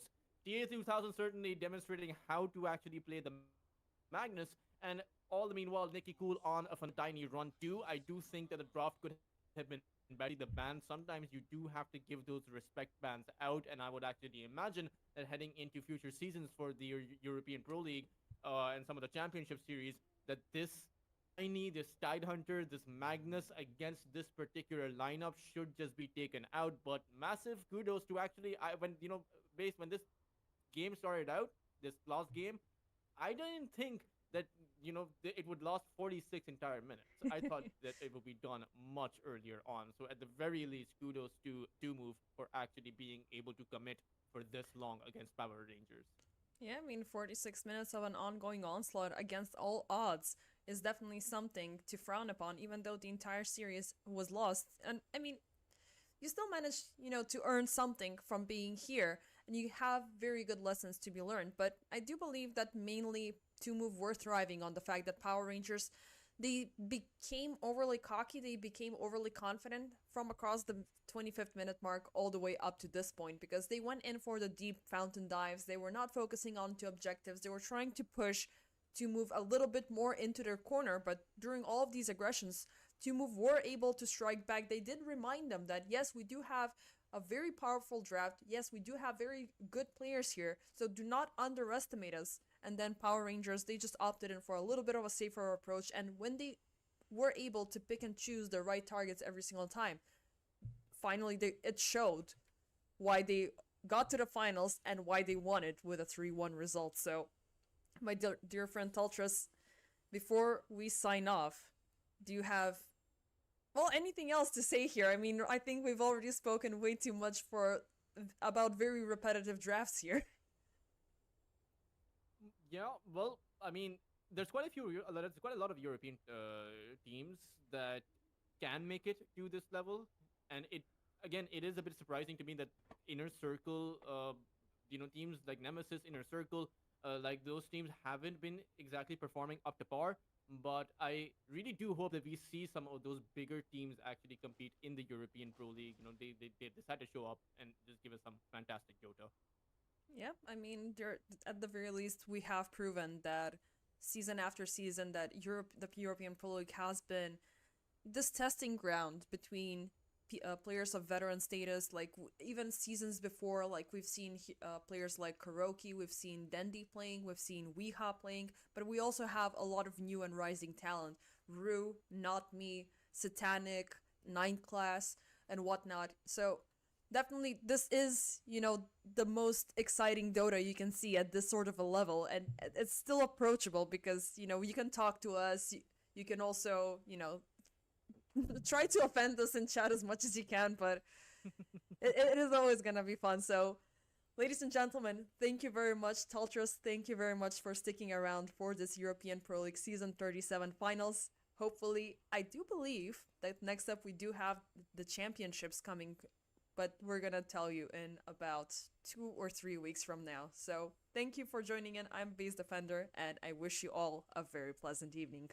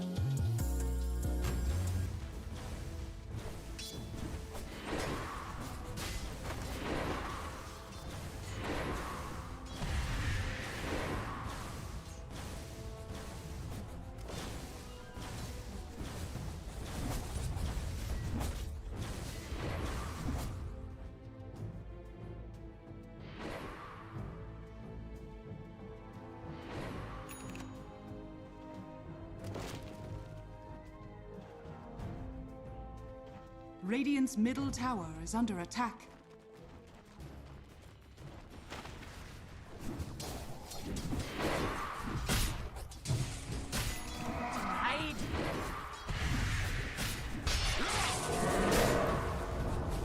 Radiant's middle tower has fallen.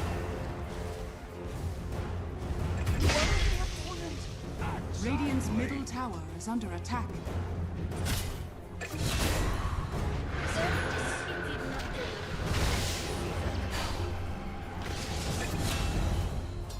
Radiant's middle tower is under attack. Silence. Radiant's bottom tower is under attack.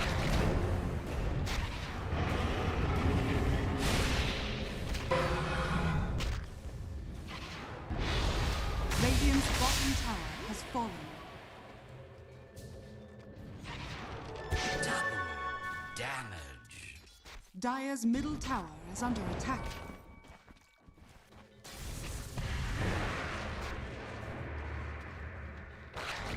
Radiant's bottom tower is under attack. Honor me. You went so damn damage. Radiant's top tower is under attack. How could you? You never accepted life. Now dream deep of death.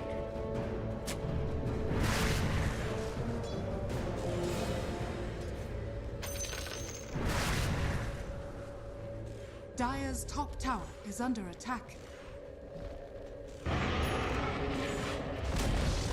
Dire's top tower has fallen. Let it burn.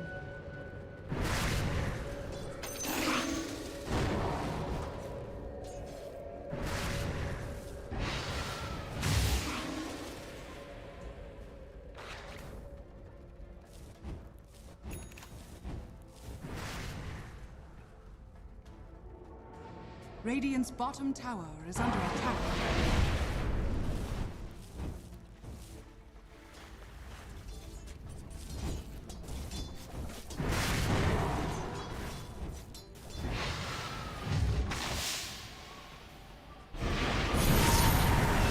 Let it burn out.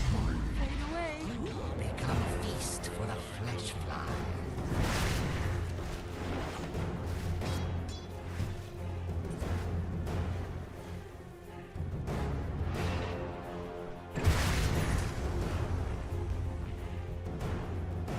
Illusion. Dire's top tower is under attack.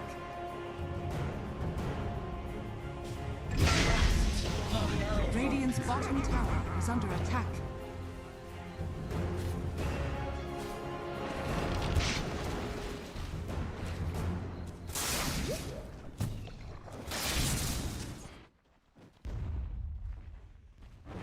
Dire's middle tower is under attack.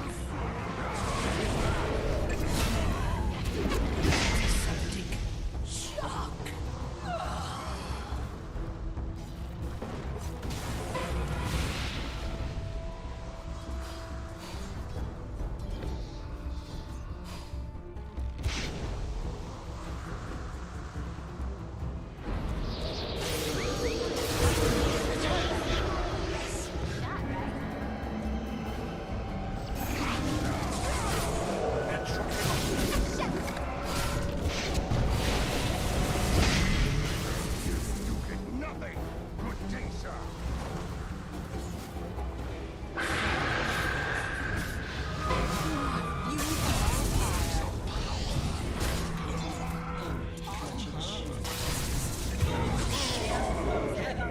All must die. You first. Radiant's middle tower is under attack.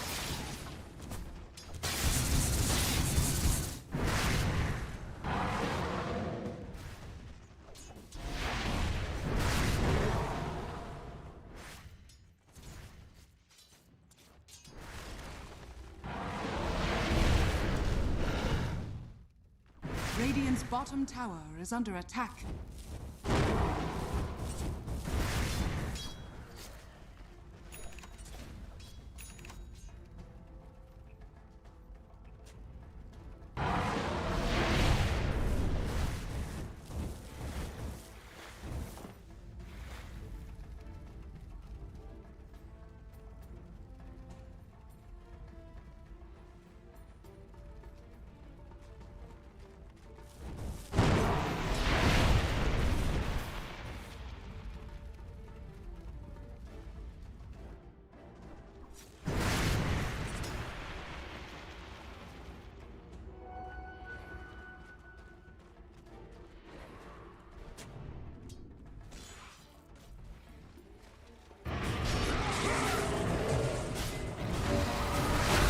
Radiant's bottom tower is under attack. Cuts both ways.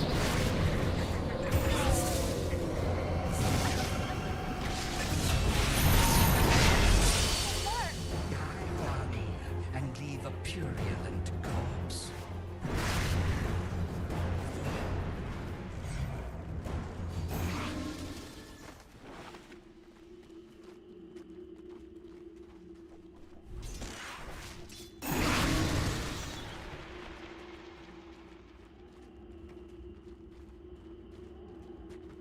Radiant's top tower is under attack.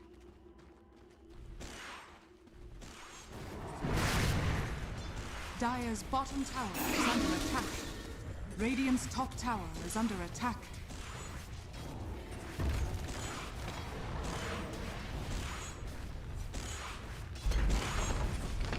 Regeneration.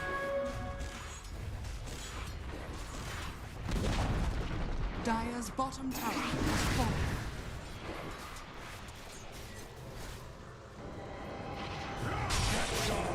Radiant's middle tower is under attack.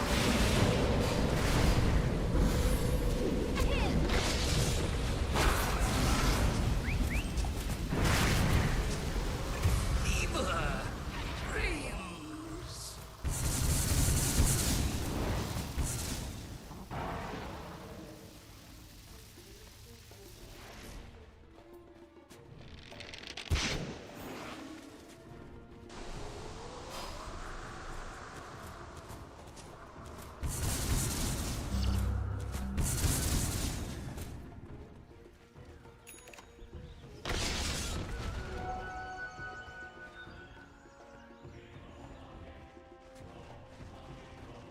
Invisibility.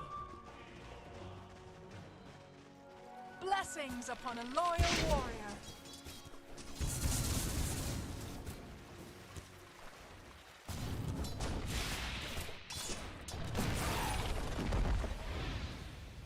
Radiant's bottom tower is under attack. Dire's top tower is under attack.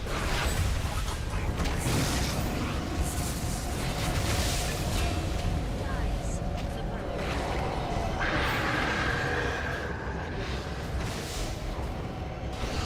Radiant's middle tower is under attack.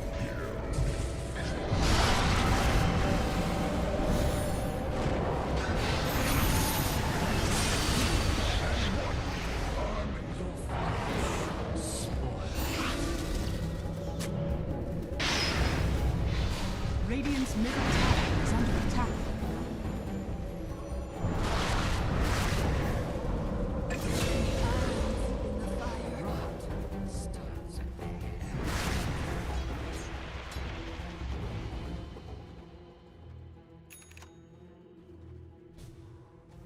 Dire's top tower is under attack.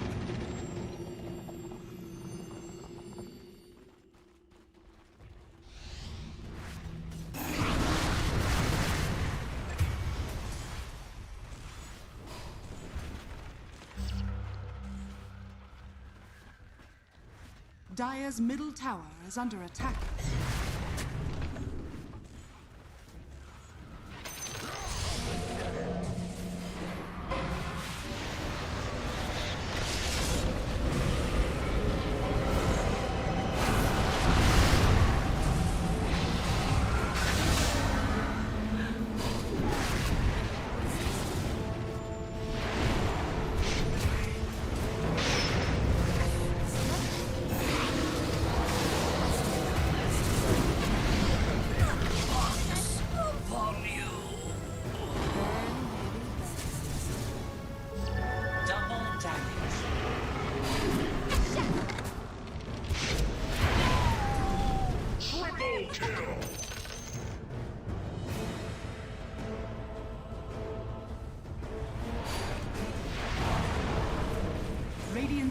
tower is under attack. Radiant's middle tower has fallen.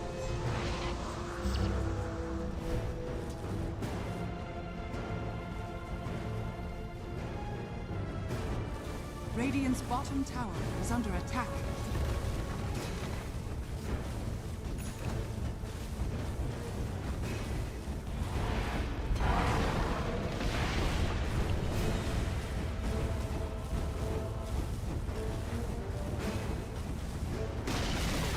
Radiant's bottom tower has fallen.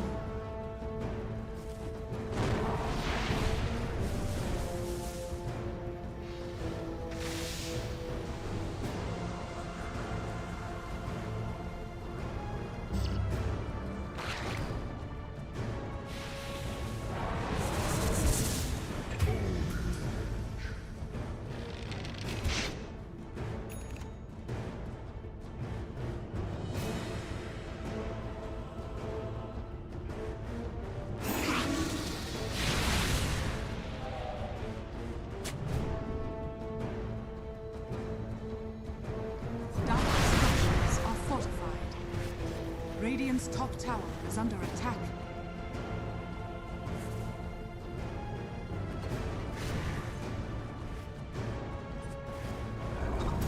Radiant's top tower has fallen.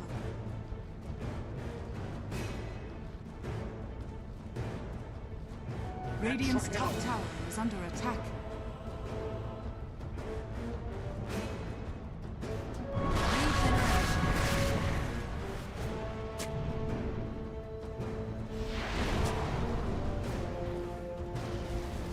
Radiant's top tower has fallen.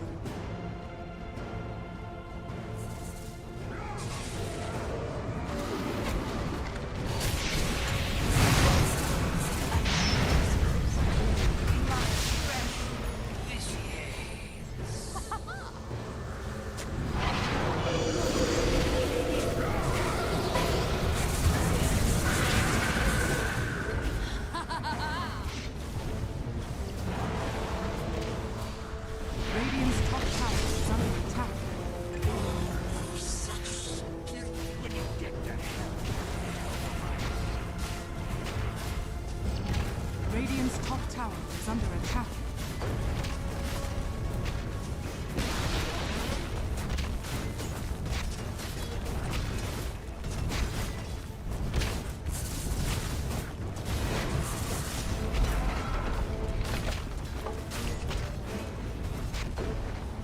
Radiant's top barracks has fallen.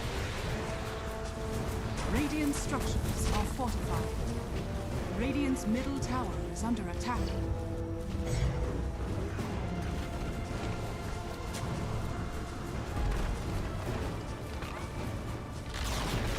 Radiant's middle tower has fallen. Dire's bottom tower is under attack.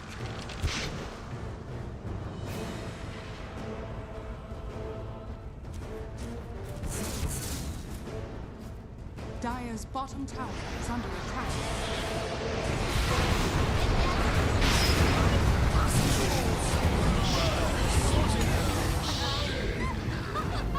Dire's bottom tower is under attack. Radiant's middle barracks are under attack. Dire victory.